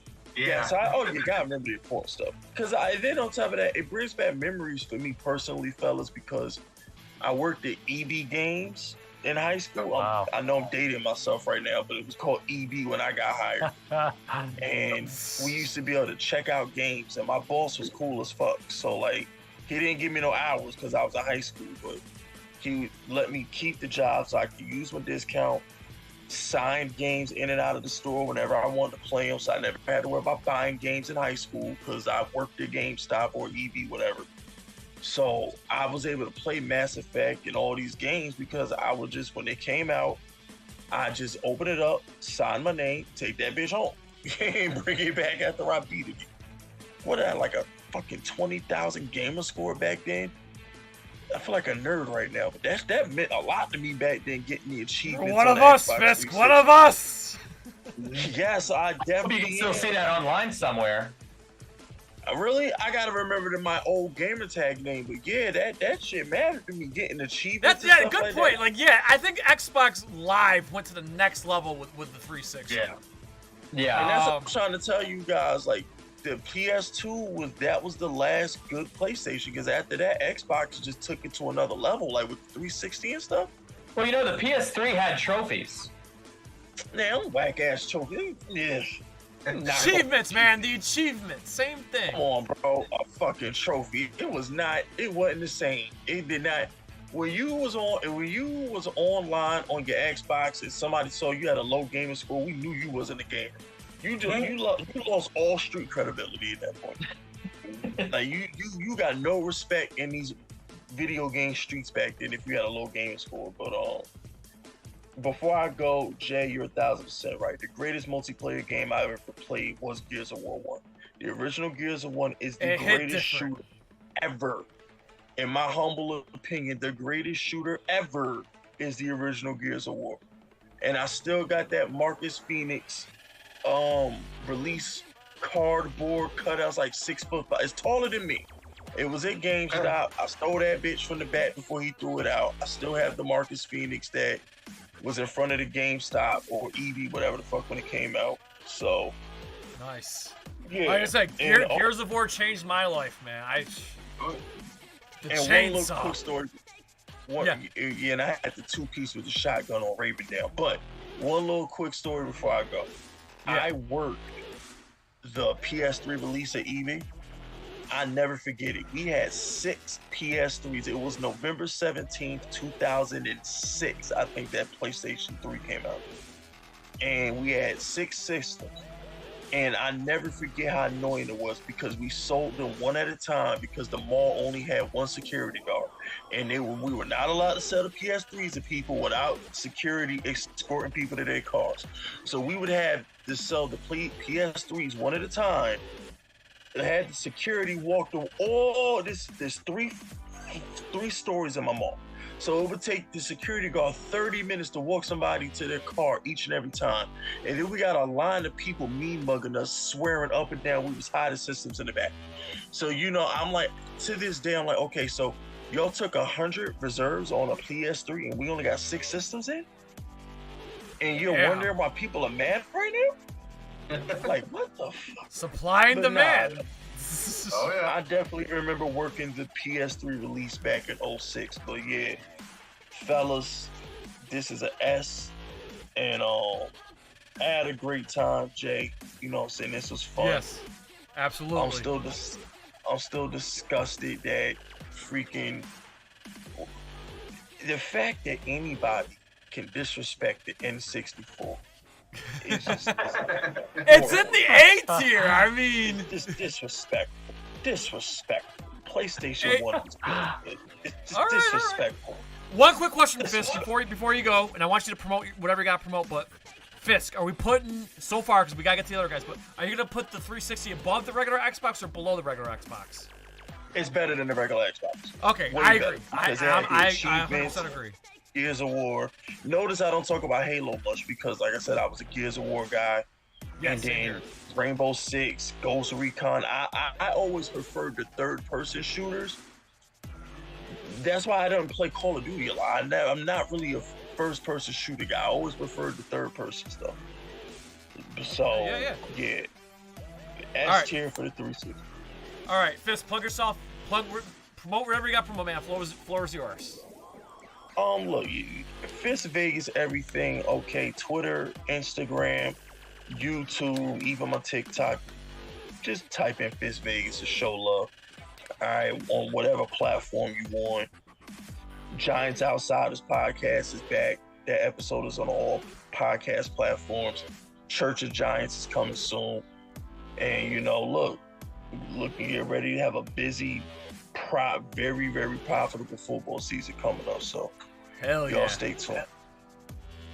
But thank you, Jay, for having me. I always enjoy coming on your shows, man. Absolutely, and I love coming on the Fisk unit as well. And Fisk, like I said, thanks for being you. And by the way, for those who don't know, happy belated birthday, Fisk. His birthday was last week. Come on, Jay. Happy birthday to Fisk Vegas. We always enjoy having you here. Okay. Happy birthday, Fisk, and I just followed you on Instagram. Oh, thank you. Happy birthday, Fisk. Thank you. You know what I'm saying? 34 years old. I feel young. I really do. It's like people overrate turning 30. I feel like as men, not to get too red pill on y'all platform, but I feel like as men, we hit our prime in our 30s. This is the best I've ever felt. I'm dumb in my 20s, and I wasn't making no money. Now I'm making money, and I'm smart. I feel good in my 30s. I don't know what the hell these young people be talking about. I feel good in my 30s. But absolutely, yeah. Man. I hope y'all have a good night. I'm literally going to bed, okay, because I had to go to the gym in a few hours. So, y'all have a good night, fella. We'll be in touch, man. I had some stuff I want to talk to you about. I'll hit you up later, okay? Okay. How do I leave, by the way? I can boot him out. You gonna boot me? You gonna boot me, Jay? All right, you can boot me. all right, Fisk. You have a good night, buddy. All right, you too. We're going on, Fisk. See ya. All right, so now I put Fisk out here. Now I got to put my I got my placeholder. Yep, got it. I got it. All right, Shaq, go ahead. We're Xbox 360. I'm putting the Xbox 360 directly behind the Super Nintendo in S tier. Okay. It's in my top 3 consoles ever. I don't really have a specific order, but it's definitely in my top 3 consoles. So many classics on there. Gears of War was like a phenomenon. I played Gears of War religiously. Gears of War 1, 2, and 3 every day when they came out. Played online competitively. Played MLG game battles for Gears of War 2. Halo, Oblivion, the Fallout games. It was a masterpiece of a console. It's just so iconic. And I think really that was a lot of people's introduction to the 360 just because to the Xbox ecosystem, because a lot of people didn't really have the original Xbox. So the 360 was like their first dipping their toes in the water. And they seen how amazing it was. It's got to be S tier without a doubt. Tabmok, the 360. So I didn't actually have a 360, but my friends did, and I didn't really care for the controller. I couldn't get into it again. Visually, I thought it looked incredible. You couldn't tell it apart from a PS3. If there was a PS3 game that was also on the 360 and you were just looking at the screen, you didn't know what it was. The console, the technology all started to converge at this point. So, right when PS3 came out with trophies and 360 was doing achievements, they all kind of had that thing going on at the same time. But again, the PlayStation one was free, and the Xbox one you kind of had to pay a monthly fee for. So to me, I think that puts the 360 down just a little bit below the PS3, even though the library was impressive. So I'm going to give this one a B tier. Okay, so I'm gonna knock this down a peg to the end of the. Joe, what do you got? You're basically the decision maker right now. So we have S, and B. This was what brought me back to Xbox, and it had a very impressive library. The tech was a little bit shared, agreed. So I mean, but the games alone spoke for themselves. The online experience, in my view, was a little bit higher, and you had like Call of Duty Black Ops was coming out. Some backwards compatibility, by the way. Some backwards compatible. You had some backwards compatibility. Just Xbox Live was just running shit back then. So I have to give this an S tier. All right. So that being said, we're gonna keep it in the S tier, but we're gonna put it in the lower S tier. But we're gonna put it above the regular Xbox. Right. All right. So it's in the S tier. So S tier, we got Super Nintendo, PlayStation 2, Game Boy, PlayStation 360, Xbox in that order. That being said, what's next? The Wii? Wii. Yes. Okay, I'm not gonna lie to you guys. Oh my god. Again, this is the part of Nintendo where I kind of wavered a little bit. I didn't like the Wii. Other than the sports, Wii Sports and Smash Brothers, playing the Subspace Odyssey, I didn't really care for the Wii. I get it was groundbreaking, but it didn't speak to me. So that being said, I'm going to put it in the B tier for me, personally. Oh, I'm going to go ahead and give it an S tier, and I'll tell you why. When you had people over, or when you went to a friend's house, and the Wii was on, and yeah, it probably was Wii Sports, or maybe Wii Sports Resort Edition, dude, that was just hours and hours of fun in a way that you couldn't get that many people with our short attention spans that we have nowadays. All of a sudden, we could stay fixated on gaming for hours. I remember doing the water skiing one on Wii Sports Resort. Dude, it could just go on all night long. I mean, we wouldn't get the proper amount of sleep because we just wanted to be gaming. And that was something that I hadn't experienced in a while up till then. The Wii brought it back. But it was different. It was not like NES or SNES or any other consoles. It was marketed to a different kind of a gamer. They actually made it like less powerful than the PS2 and the GameCube, but the PS3 and the Xbox 360, and then you had the Wii, and it was just in a class of its own, man. But it was top tier. It was S tier for me because, like I said, it was just incredible. And the nunchuck remote. I mean, the games that were designed. I played this one called Ninja Reflexes. Holy cow, it was amazing. It was like you really had to do a workout and get into the game in a way that you just never did before. I loved every minute of it. It's a pain in the ass to hook up. When I think about going to my brother's house and playing Wii Sports Resort, if it's not already hooked up, it's just like, I don't feel like getting out that little bar. Yeah, because the sensor bar, yeah. Yeah, I don't feel like getting it out again. But man, when it's all hooked up and you're ready to go, dude, it's just a dream come true, and you could go forever and ever. S tier all the way. I don't care how weird and different it is. I loved it, and the gaming should be fun, and it was fun. That hits the requirements for me. It hits all the right notes. All right, so we have an S and a B, so I'm going to put it in A for now. So that being said, Shaq and Joe, what do you guys have for the Wii?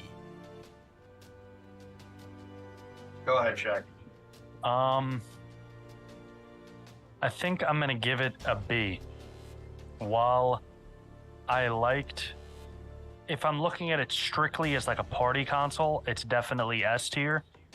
Some of the most fun times I had, like local multiplayer, were with a Wii. But like in terms of like overall like game library, it wasn't really, it was kind of lacking for me. The controls were very gimmicky. Yep. My favorite game on there was probably Twilight Princess, because although I did like the controls for that, because you had to kind of like, even though it was gimmicky, you had to like actually swing the remote and stuff to like strike with the sword, and then Skyward Sword was worse. You had to like draw your bow and actually shoot and aim, which was kind of cool. But overall, as a console, I wasn't really a fan of it. Then the Wii shop, the eShop was cool. There was a lot of retro games and throwbacks and games that I never got. I did like the eShop because there were some imports that never made it from like older consoles on there. That was the only time that Super Mario RPG was available digitally, was on the Wii eShop, whatever it is, Wii Shop. I don't know what to call it. The Wii Shop, yeah, it was the Nintendo Wii Shop, yep. Yeah, I would give it a B. I'd give it a B. All right, so we got 2 Bs and an S. Joe, what do you got for the Wii? I'm going to be generous and give it a B because, you know, being a heavyset guy and everything, exercise is kind of the last thing you want to do in a video game. So that kind of drew it back for me. The game library wasn't that impressive for me. And being a Resident Evil fan, I enjoyed the story of the games, but they were on rail, and I hate on rail. So, I'm going to have to give it a lower B for me personally. Okay, so I'll put it at the top of the B for now, because we've got an S and 3 Bs. So we'll put it at the top of the Bs. All right, so next we're moving to the next generation. So we have the Wii U, PlayStation 4, and the Xbox One. That shit gets confusing after a while. Joe, where do you want to start? Let's stay at the Wii section and go to the Wii U. Okay, I'll kick this off. I actually loved the Wii U. I did. I understand it flopped. I understand a lot of people didn't like it. I loved it. To me, it was like the Dreamcast of Nintendo. It was a great system that nobody knew about. It had backwards compatibility with the Wii. It had Mario Kart 8. It had Donkey Kong Tropical Freeze. And here's the thing. The games were so good that the Switch reported them. I actually like the tablet. I'm going to give the Wii U a low A, because I personally liked it. Shaq, go ahead. The Wii U I still have in the box. I had it set up for maybe like 3 weeks, and I liked the aspect of how you can like play remotely, like where it was like the precursor to the Switch. I enjoyed that aspect, but after that like kind of gimmick like overstayed its welcome, I was like, yeah, I don't really need to play this anymore because it's just like a glorified Wii. But what about the piracy? That's what we all want to hear from you about. Oh, I don't know much about the past, like the GameCube. The Wii, it was pretty good for piracy, but I don't know about the Wii U. The Wii U and the Switch, I'm not really sure when it comes to... I think you could play past like emulators in the Wii U and that little portable part of it. I think later you were able to do that. Okay. I'm not sure about right away because I did try it, and I only did it with games that I owned. So... Yeah. Of course. I did try it, but I couldn't get it working. Oh. So then I was like, and I just put it back in the box. But all right, so where are we putting it? I would give it a C. I'd give it a C. All right, so that puts it at a B so far. Because I have A, you have C, so that's a B. Tabmok, the Wii U. Yeah, I'm gonna give it a booty sauce. And I had this console, and I just didn't like it. It was too weird. I was not having fun with it. It was just a bizarre experience. I didn't like it. It was such a down cry from the Wii, which was like so much fun and so intuitive and so much like you can just play for hours and hours and hours. The Wii U, it's like we said at Round One podcast. You play it. You play it for a couple weeks and you're like never touching it again. Not good. Not a good experience for me. All right, Joe, you're the determination. Does the Wii U crash and burn, or do you breathe life into it? I'm gonna put it at a C tier, just because I did like Zombie U. I thought that game was very intuitive for its time, and the only thing that was really off-putting for me is when you played it on the TV and you still had the controller, so you're like dual screening it, and it's distracting.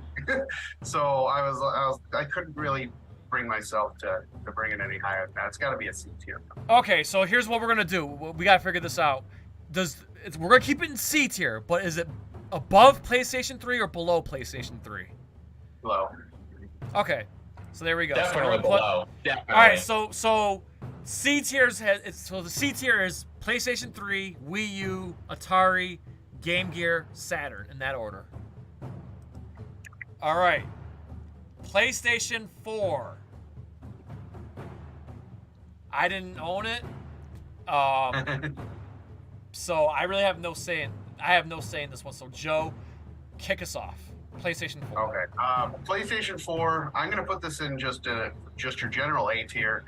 I did enjoy it, but it was kind of neck and neck with the one graphically, and I mean the library was kind of extensive, but it's not really. I mean, I owned it to own it. You know, it wasn't really anything to write home about personally, but I'm gonna put it above, and I'll save it for when we get into Xbox One, but I'm definitely putting it above Xbox One. I'll tell you why in a second, but I'm gonna put this in a general A tier for me. I can't. Okay, really so I put it, smack dab in the middle of A. Shaq, what do you got?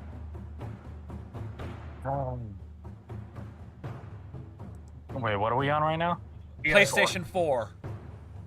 PlayStation 4, I feel the same exact way about as I did the PS3.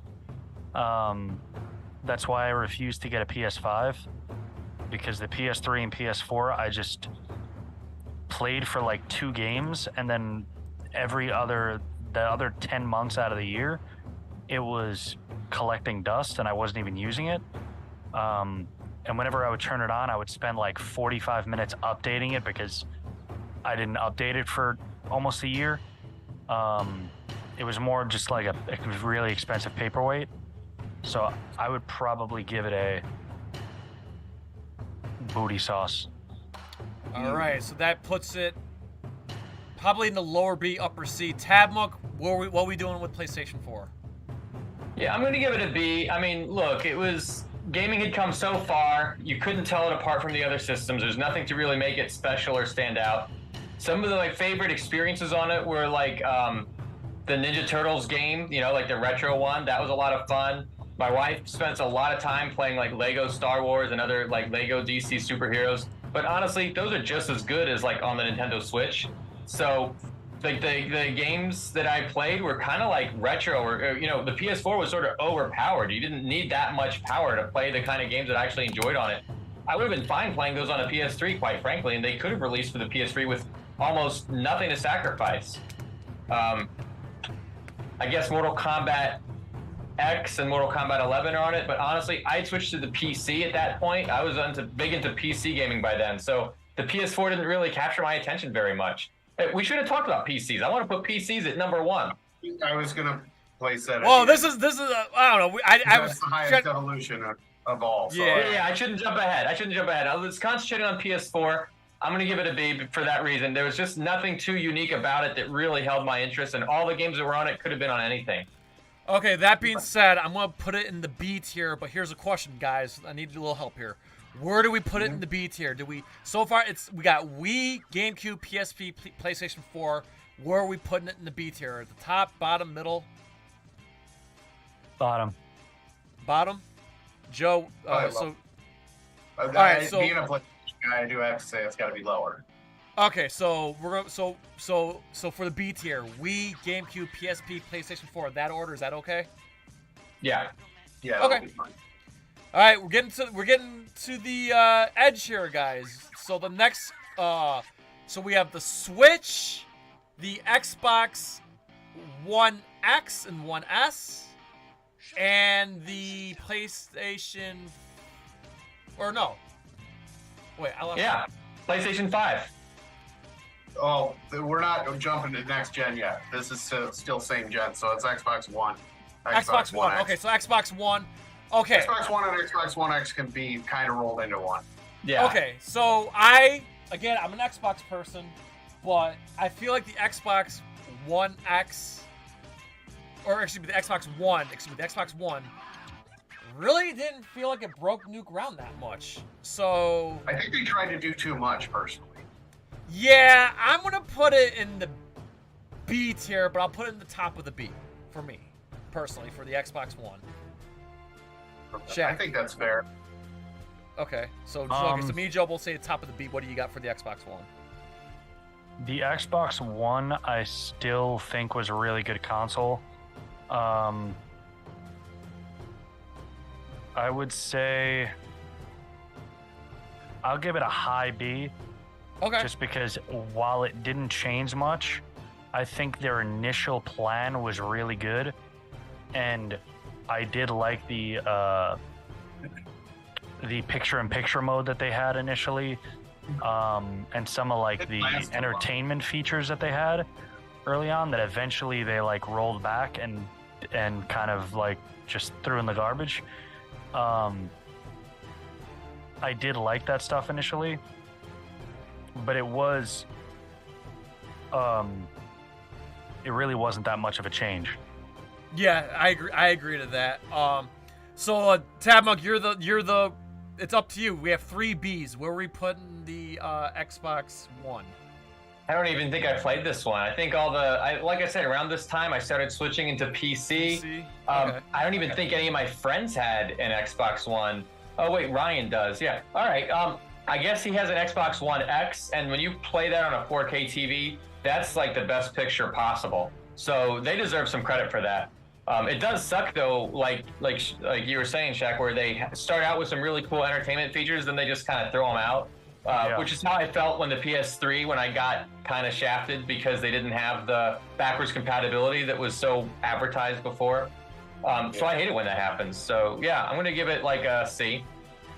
Okay. So we're gonna keep it in the B tier. And like I said, I think they did. I'm just gonna put it right next to the PlayStation 4. They're neck and neck. They're basically the same fucking system. They're basically equal. I think they did too much because they were trying to make it like a home theater system where you can kind of interject your movies and everything and put it all in one. That's literally why they called it Xbox One. But it didn't work the way as it was intended to work, I think, and that's why they rolled it back. On top of that, they had like the gimmicks like the Xbox Connect, which was absolutely terrible. I think really trying to follow Nintendo's lead on the Wii. And they used Xbox Connect more for Ghost Adventures than they did for friggin' Xbox. If you guys are looking at the TierMaker right now, it's pretty interesting. The TierMaker right now, we have 6 in the Super Tits, 5 in the A, 5 in the B, 5 in the C, and 5 in the booty sauce. So we're doing so it's just amazing how everything's kind of like even, and there's at least one console, a Nintendo, Xbox, like they're all in like. Have like one in each tier. Another personal reason why Xbox takes a back seat with the Xbox One is the fact that I don't know if this happened to anybody else's system, but the thermal compound would get so hot that it would actually bleed into the components, and you had to figure out a way to get it out. So, oh Jesus!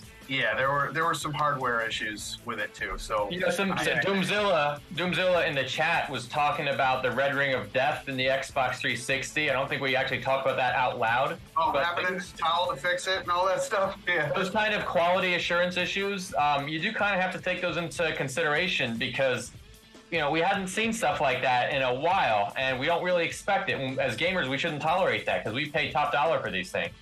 Yeah, absolutely. All right, so let's not do the Switch yet. Let's do PlayStation 4 and Xbox One X before we get to the Switch. So Joe, did PS4. Yeah.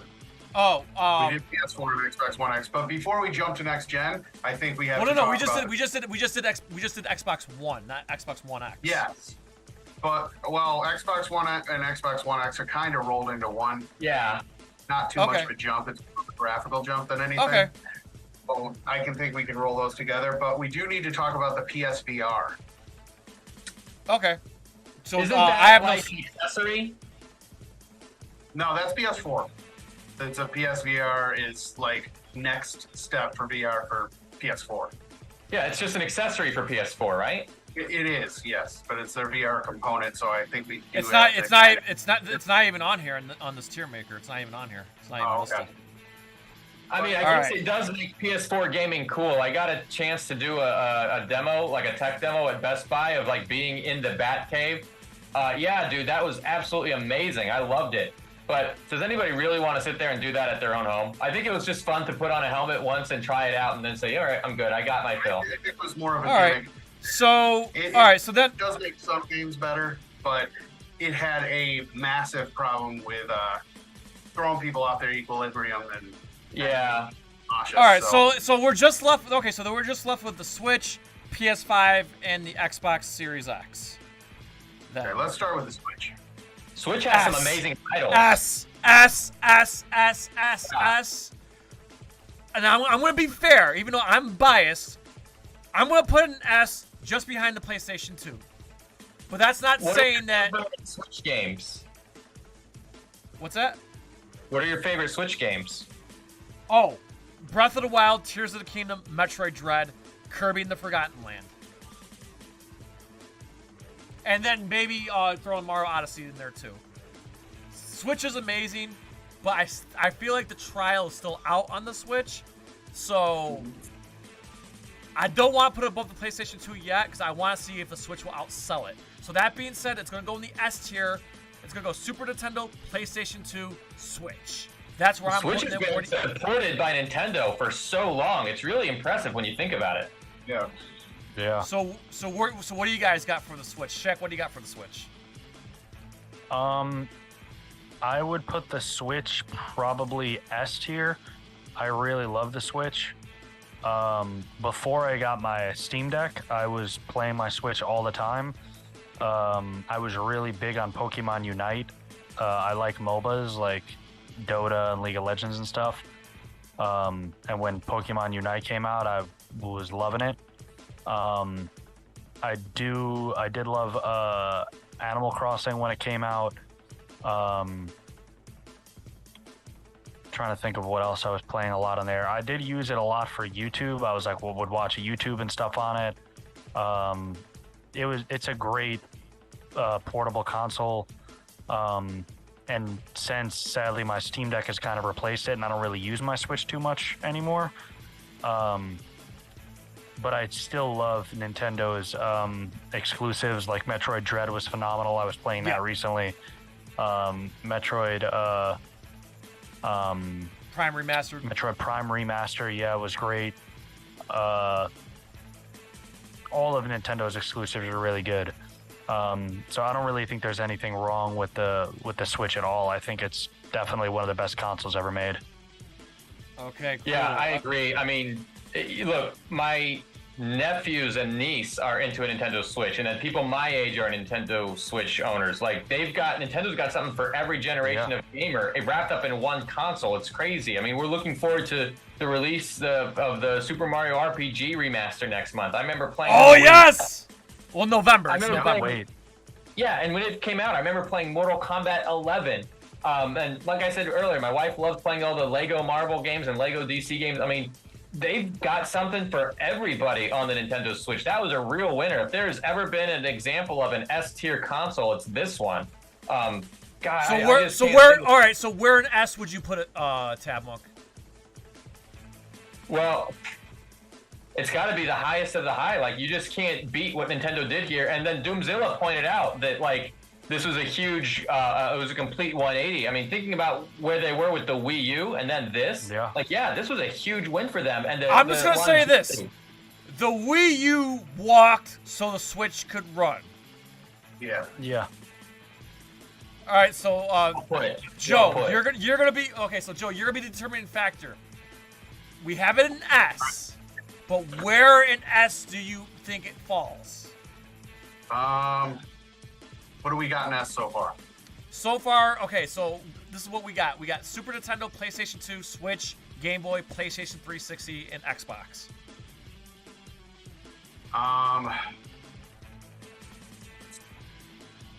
I think we're going to have to put it, like, it's going to be a high S, but I don't think it should be above, like,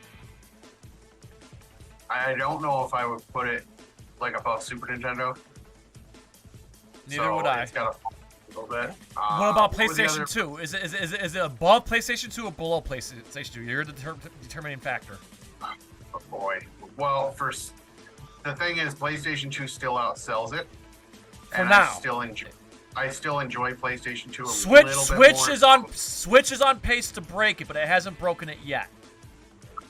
For now, I would put it a half step below. Hey, how far behind is it? Do we know? It was. I think it's like they're saying by. What was the trajectory? They're saying it's right now. It's the second all-time, right behind the PlayStation 2. So I think they're saying by spring it could overtake it, or by Christmas. I don't. Was it Christmas or spring? I would say a half step below for now. All right, so we're gonna keep Switch in the S right below PlayStation 2, which brings us to the last two of the night, guys. And it's 9:30, so we're doing pretty good. Well, last three, but yes. So PlayStation 5 and Xbox 360. I'm just gonna say right here, right now. I'm biased. I understand PlayStation 5 is winning right now, but the Xbox Series X has the Game Pass.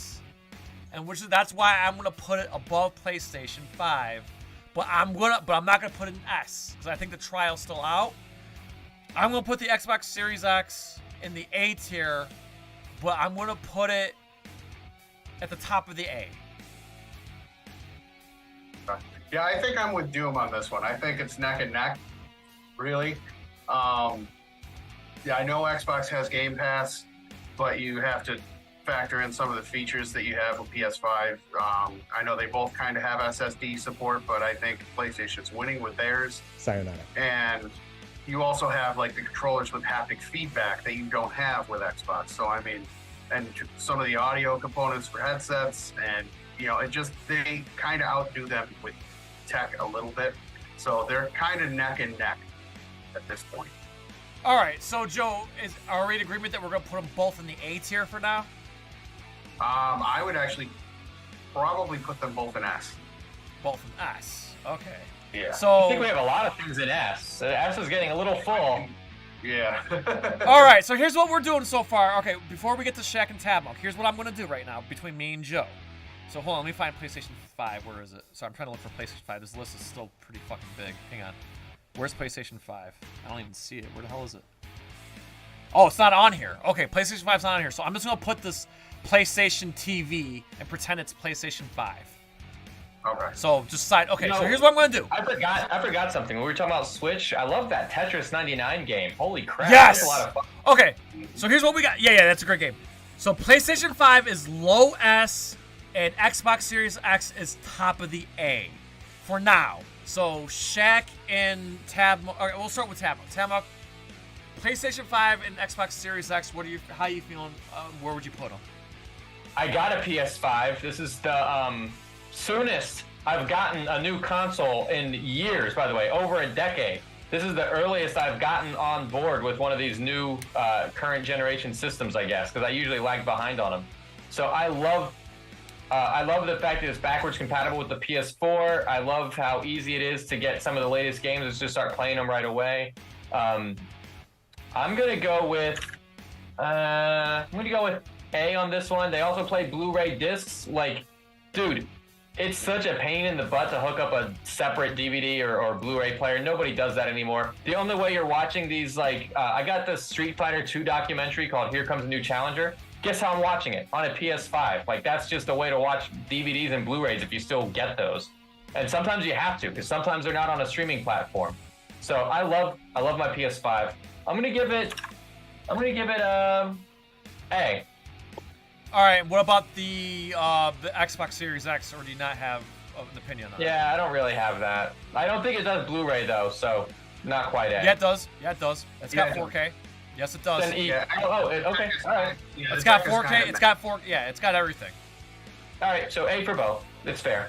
Okay, A for both. All right. So Shaq, you are the determining factor right now. So right now I got PlayStation 5 is above the Series X, but I have an upper A, and I got the Series X right behind it. So. And I love the PS5 controller. Let me say that too. I personally would put them both probably at B, because right now, if you asked me to think like 5 years from now, let's say I put myself 5 years in the future, I don't think there's any game that's come out on either system where I would be like, man, that system was so good because of this game and this game and this game. As like a console, standalone consoles for each, I don't think they're anywhere near any of the consoles above them. Like, they're not near the Dreamcast, they're not near the Nintendo, they're not near the anything in S tier. They're not near the N64. I wouldn't personally put them in B. I mean, I wouldn't put them in A or S. It's still too early to tell in their life cycle. And I don't feel like any game that has come out for either system has been strong enough to really like make a declarative statement for that console. Like, personally, like you said, Game Pass Ultimate is like one of the main reasons that I even am using the Xbox, and I don't own a PS5 because I don't think I'm gonna get one. Okay. I play most of the PlayStation console games on my Steam Deck that are released on Steam. And all my last PlayStations, PlayStation 3 and PlayStation 4 were like paperweights, so I don't think I'm gonna get one. But I still don't think that either console has proven themselves yet to be high on the list. Okay. So here's what I'm gonna do, and I think it all bounces off pretty even here. So I'm gonna put the PlayStation 5 just above the Xbox Series X, but lower A. So here we go, guys. So let's just fine tune whatever we gotta fine tune. Let's start with the booty sauce. We're gonna fine tune this whole list, and then we're gonna call it a night, promote, and then call it a night here. We do have to do one more. Just one more. What? PC. PC Master Race, because PC has evolved the most. Oh wait, there's PlayStation 5. I found it. I'm sorry, I found the PlayStation 5. It was way. Okay, I found it. Sorry, it was weird. It wasn't even with the PlayStation. Yeah. Okay. So PC. All right. So go ahead. Computer. PC. What we got? We'll start with Tabmok, because he probably knows one of the most about it. I think I was PC gaming since like 96, 97, so back in the N64 days. I would still keep up with the consoles, of course, but I was also doing the PC gaming too at the same time, and it was just so much fun. There's the official titles, there's the AAA releases. I think we all have Steam accounts, right? But dude, there's so much more. There's like all these fan games. There's like Mugen. There's like mods. There's just like I know what you're thinking, Shaq, is the piracy. There's just dude, the emulators. But on a serious note, like being able to play all the ROMs, all the ROM hacks, all the creative new twists on your classics. I was just sharing Sonic Tetris with someone the other day. Somebody hacked Sonic 1 on Sega Genesis to turn it into Tetris. I mean, just insane stuff that people are doing. And, you know, there's the data mining, right? Like, people are finding out what's in a game and cracking the code. There's such a fun aspect to PC gaming, just to be able to relive, like, arcade games that have never gotten a release on any console. You've got this arcade background behind me, because I think in some way we skipped arcades. Like, arcades were number one for a while. And the question was, which console really brings that arcade experience home? But unquestionably, it's the PC. There's PC games with MAME and with other emulators. You're getting games you can't get anywhere else. And you'll never even find them in an arcade these days. Like, PC is just the way to go, and it can do. How many times, like, have you needed like a graphic, right? Like, Jay, you're doing a Street Fighter review, and you need a Street Fighter GIF of Guile. Guess what? Somebody with a PC made that possible. Somebody got those PC graphics. If you like websites like the ones with the Spiders Resource or Mortal Kombat Warehouse, PC gamers are getting these sprites and these graphics, and we're all using them for our overlays, and we love them. PC is just unparalleled. And guess what? If you have USB adapters, you can play with an original Super Nintendo or NES or N64 or PlayStation or any of those controllers. Bluetooth, wired, it doesn't matter. PC can pretty much do all of it. There are a few games that will work better on an original console, though. All right, so I'm assuming S, but where in the S? Has to be S. Where in the S tier though? Well, just because of how versatile it is and how many releases there are, it's got like pretty much, it dwarfs every other game console because they're pretty much all on here. With some exceptions, it's got to be ahead of every single thing ever, even Switch, even NES. All right, Shaq, where are you putting PC? I agree with everything that Tabmok said, and I'm putting it ahead of everything because none of these consoles would even be possible without PCs because they are all kind of engineered using PCs. Yeah, they're programmed on a PC. Yeah. Okay. Joe, closing thoughts on PC? I'm gonna have to agree. This is one of the only things that I'm putting ahead of like PS2 and everything. I mean, as good as consoles are, PC runs circles around them still to this day. Consoles cannot keep up. All right, so there we have it, guys. So let's fine tune everything. We'll start with the booty sauce. We'll fine tune the list, and we'll call it a night. But it's looking pretty good here, in my humble opinion. I think it looks pretty good here. So booty sauce, going from best to worst. The booty sauce tier, it is Virtual Boy, Sega 32X, Sega CD, 3DO, Jaguar. I'm just gonna say right now, I think I'm gonna switch the CD and I'm gonna put the CD above 32X. But what do you guys think? Are you cool with the virtual? So now we have Virtual Boy 32X, or no? Damn it, switch. Sorry, I didn't switch. GTA 4 is asking us about Steam Deck. I've never tried that. I mean, I have that with game. That's just there with PC. We're just looping that with PC. So S tier. Oh crap! You got one. Yes, sir. Do you pirate on it? Of course not. Never. Only the games that I own. What about Google Stadia? Where are we putting that? Booty sauce. Okay. So the booty sauce here, we have Virtual Boy, Sega CD, 32X, 3DO, and Jaguar in that order. Is that good? Or any fine tuning? I think it's good. I don't feel too strongly about it. They're all booty sauce. They're all about the same. All right, here we go. This is where it gets really tricky here. So the C tier, and from best to worst in the C tier, we have PlayStation 3, the Wii U, the Atari, the Game Gear, the Saturn.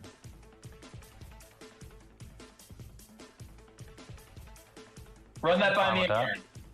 Okay, so C tier, from best to worst. PlayStation 3, Nintendo Wii U, Atari, Game Gear, and Sega Saturn. In that order. I feel like PS3 deserves to be higher. Well, it's in the C. It's in the C tier. It's in the top of the C tier. But I feel like it deserves to be higher than C tier. Yeah, but we had a couple booty sauces and stuff, so that's why it's in the C tier. I think Game Gear needs to fall below Saturn now. Okay. Yeah. The tiers are locked. It's just what order they're in. Well, PS3 deserves to be at the top of C tier, unless anybody wants to rethink it and put PS3 up into B. I don't think so. I think it's a lock at a C. But okay, fair enough. Top of C. All right, so here we go. So PlayStation 3, Wii U, Atari, Saturn, Game Gear. Is that cool? I think Atari should be higher than Wii U. Because Atari was successful back in its day. Everybody had to have one. Wii U was like... That's fair. Yeah, okay, that's fair. We can agree to that. Okay, so C tier, final. PlayStation 3, Atari, Wii U, Saturn, Game Gear. Yeah.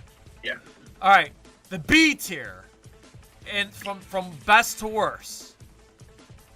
The Wii, the GameCube, the PSP, which also includes PS Vita for the record, Xbox One, PlayStation 4. Yeah. I think PS4 should probably be a little bit higher. I don't think it should be the bottom of that tier. Yeah. All right. How about we move the PlayStation 4 to right below the GameCube? Okay. So the Wii, GameCube, PS4, PSP, PS Vita, Xbox One. Yeah, that works. Yeah. Okay. Okay. A tier. Here's what we got from best to worst. Nintendo, the original Nintendo, Sega Dreamcast, Nintendo 64, Sega Genesis, Nintendo DS, which also includes 3DS and Game Boy Advance, PlayStation 5, Xbox Series X, in that order for A tier. Man, this gets hard. Guys. I know. I'm looking at it as you're doing it. I'm looking at it with you, and it's like, Like I said, I wouldn't put the PS5 or Xbox One there, but Xbox Series X, I mean, but I think everything else I think is appropriate. Yeah, I think Xbox Series X and PS4 should maybe go above the handheld, just because they're full-fledged consoles. Okay, so we'll move the DS. Okay, there we go. So how about this? Nintendo. So it's Nintendo, Dreamcast, Nintendo 64, Genesis, PS5, Xbox Series X, Nintendo DS, 3DS, Game Boy Advance. That works for me. Yeah. All right, finally, S tier, Super Tits tier. The hardest one to freaking figure out. All right. PC was an easy call. Okay, so from best to worst in the S tier, PC, Super Nintendo, PlayStation 2, Nintendo Switch, Nintendo Game Boy, which also includes Game Boy Pocket and Game Boy Color, PlayStation 1, Xbox 360, and the original Xbox, in that order.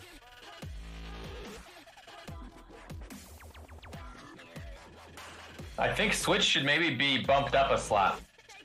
Yeah. So, Switch above PlayStation 2? Yeah. Yeah. I think so.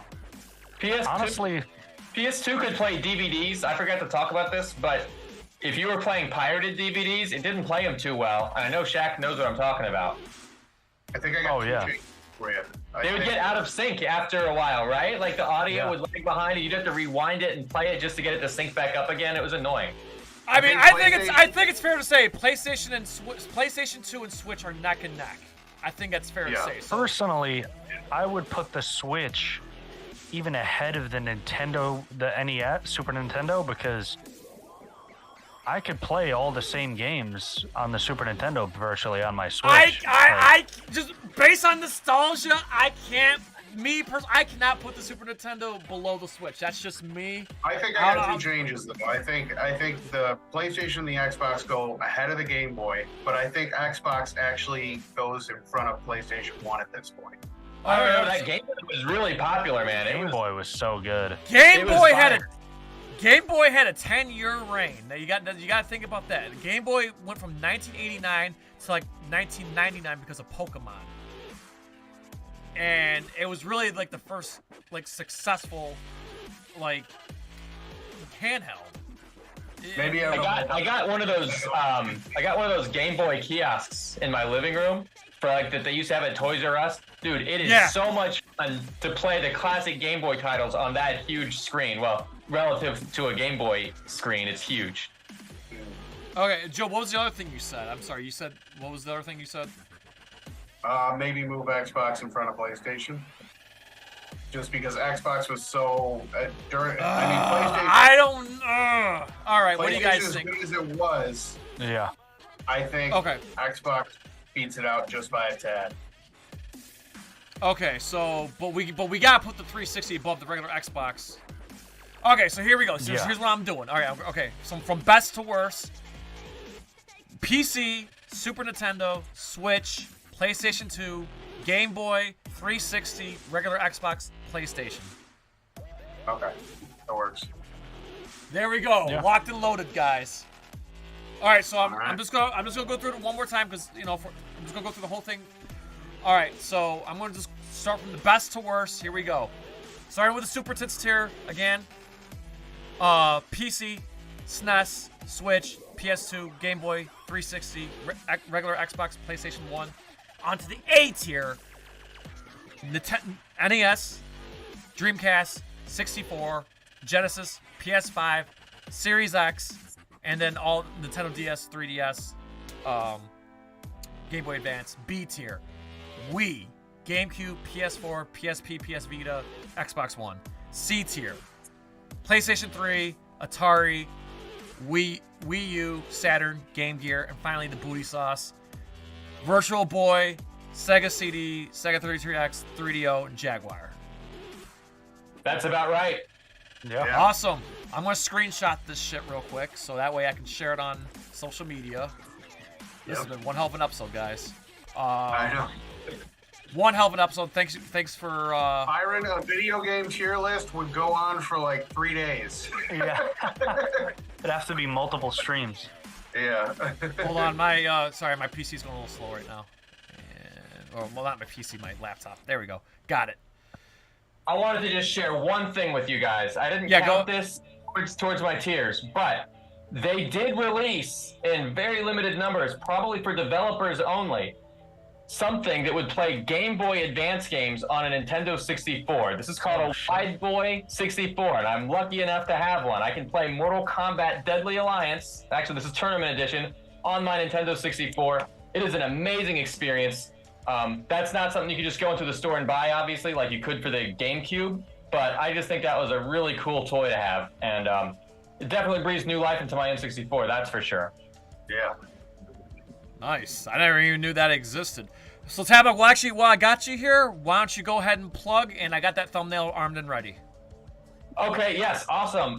Follow me at youtube.com/Tabmok99. You can also follow me at Twitch, Twitter, and Instagram. And Threads. That's the same username, Tabmok99. I do Mortal Kombat lore videos on my YouTube channel. I'm always talking about Mortal Kombat. The next video that I'm working on, hopefully I'll have it ready next week, is going to be about all the times that the Mortal Kombat team has taken rumors and turned them into reality. So you can see from the thumbnail, that includes Ermac, that includes Scarlet, that includes even special moves such as Kano's eye laser. This was something that the fans said it could happen, and it didn't exist in the game. And then the developers decided, well, you know what? We're going to make it real. So that's the topic of my next video. Hope you guys can join me for that. Follow me at youtube.com/Tabmok99 and hit that subscribe button and hit that notification bell so you get notified once that video drops. And just to add to everything that Shaq just said, I just want to say he's easily the best, in my opinion, the best Mortal Kombat content creator. He doesn't just do reaction videos and just react. No, he does his own content at his own pace, and he's like a walking, talking Mortal Kombat encyclopedia, and he brings such great lore videos. He's the best to ever do it, the best ever now and forever, and I'm so happy to call him my friend. And I'm so happy I'm the luckiest nerd in the world to be able to work with him on NerdCageLIVE. Tabmok99, thanks for everything you goddamn do. Everybody, whether if you're a Mortal Kombat fan or not, please subscribe and follow Tabmok99. One of a kind, dude. Thank you so much. Shaq Oatmeal, the Round 1 podcast. The floor is yours, my friend. Yeah, go drop me a follow on Round 1 podcast anywhere you may listen to podcasts. You have Apple Music, you have Spotify, Buzzsprout, a bunch of different podcast sources. Round 1 podcast. You can find me on YouTube, where I do sports reactions, video game reviews, anime recommendations, all of your sports, video game, and anime I guess desires can be found at the Round 1 podcast YouTube. And then I stream 5 days a week on Twitch. I have been MIA on Twitch for a little while just because I had a bunch of IRL stuff going on. But I will be back to Twitch shortly. But you can find me under Shaquille Oatmeal on Twitch, Shaquille_Oatmeal_RO. On Tuesdays and Thursdays, we do throwback days, and we play retro games those days. And then any other day that I'm streaming, it's more modern games from stuff that just released on PC or an Xbox or Switch or anything like that. So you can find me there. And thank you, gentlemen, again for inviting me to the show. It's always a pleasure. And Tabmok, it's always great to see you as well. You too. Thank you. Links are in the description, people. Sub these guys up. And I just want to say we are so lucky that Shaq Oatmeal happened to fall into our lap when me and Joe were playing Metal Gear Solid 2. And I took the minute to check out his podcast, and I'm like, oh my God, dude, I love listening to this guy fucking talk. And I'm just going to say this right now. You take NerdCage Live and you take Fisk Vegas, and you fuse them together, and that's what Round 1 Podcast is, man. So, my God, guys, Round 1 Podcast is like the best kept secret on the internet. Need to check that shit out, man. And I can't wait for us to collab more, Shaq. We'll talk about that. So, yeah please definitely. Follow, sub, Twitch them up, all that good stuff. These guys are the best what they do. And same with Fisk Vegas. He's the hardest voice in sports. Sub him up as well. Joe, plug in what we got to plug in. Let's start with Drew Stone real quick. All right. So if you guys haven't checked it out yet, check out our live stream with Drew Stone from Stone Films NYC and the New York Hardcore Chronicles. That was an awesome live stream. Lots of information. Got to hear about his life, and what a life he led. And dude, we're gonna have him back. We just scratched the surface. There's so much more to talk about. And for the record, guys, Drew Stone, his father's Arnie Stone, an Oscar filmmaker, Oscar-winning filmmaker. And then Joe, our video that's taking off right now. Yes, our food review of the Sonic G Fuel energy drink. Yes, please check that out. And then tomorrow, Joe, what time are we going on Twitch tomorrow? What time? We are going on Twitch tomorrow at, I believe it's 8 p.m. Okay. And okay. We'll probably do a 2-hour stream because I gotta work the next day at a giant shift. But we'll do a 2-hour stream of Halo again, and we're getting pretty close to the end game, so finale time is very close.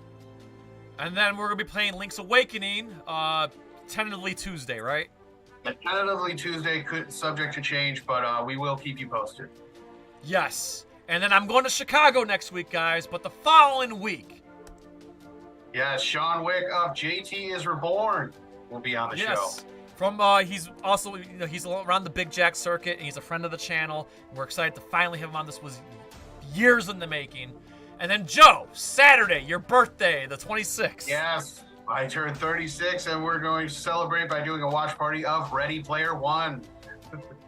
Yes, look forward to that. And we cannot play Ready Player One on screen due to copyright, but we'll have a timer synced on the screen, and you can follow along with us. And that'll be Saturday, August 26th at 8 o'clock Eastern Standard Time. And then finally, August 31st, do it. Yes. Jesus. We have the Jesus of Joe Blow celebrity interviews. Jimmy O will be on the show.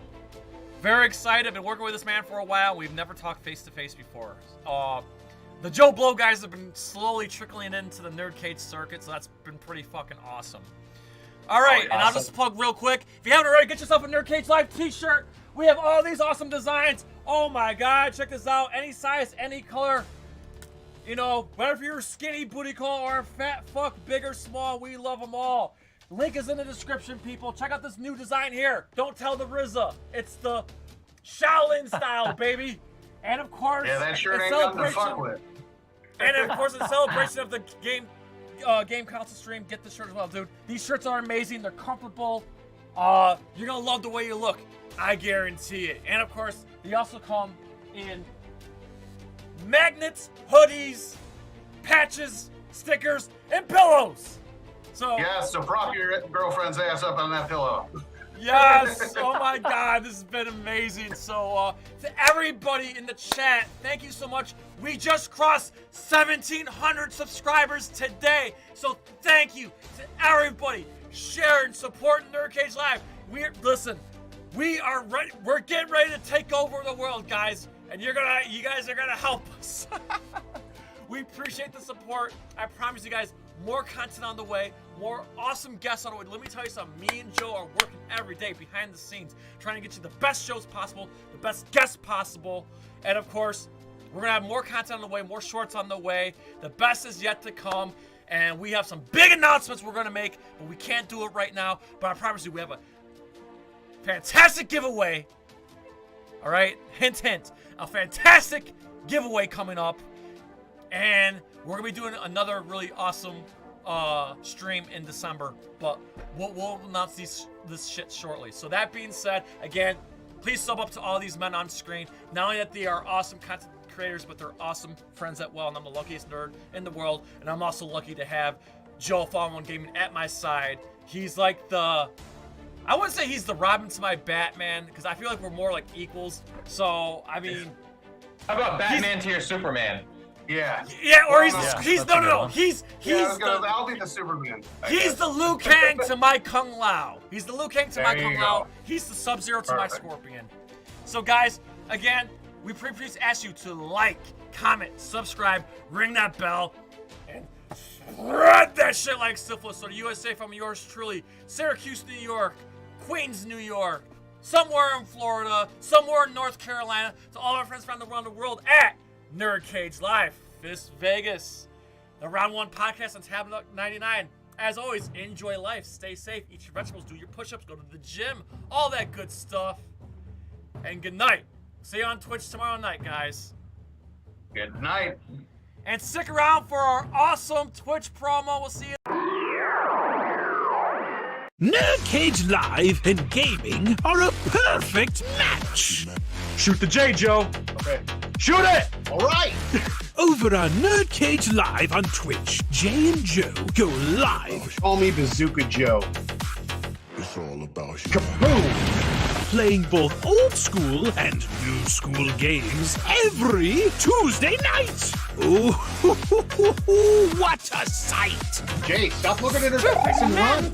But she's so beautiful. So be sure to follow NerdCage Live on Twitch. Run for your life, Joe. Run for your life, Joe. Running. Run faster. Oh no, Joe. The galaxy's doomed because of you. To scratch your gaming itch. Oh, nice kick, Joe. Thank you. Yo, that's diabolical. Wait. Yo! That's twitch.tv/NerdCageLive. Ooh, trying to get out of the nerd cage, are ya? Well, before you go, hit that subscribe button. And if you're really intrigued, ring that bell. Thank you for dropping by. Until next time, tell everyone you know about NerdCage Live!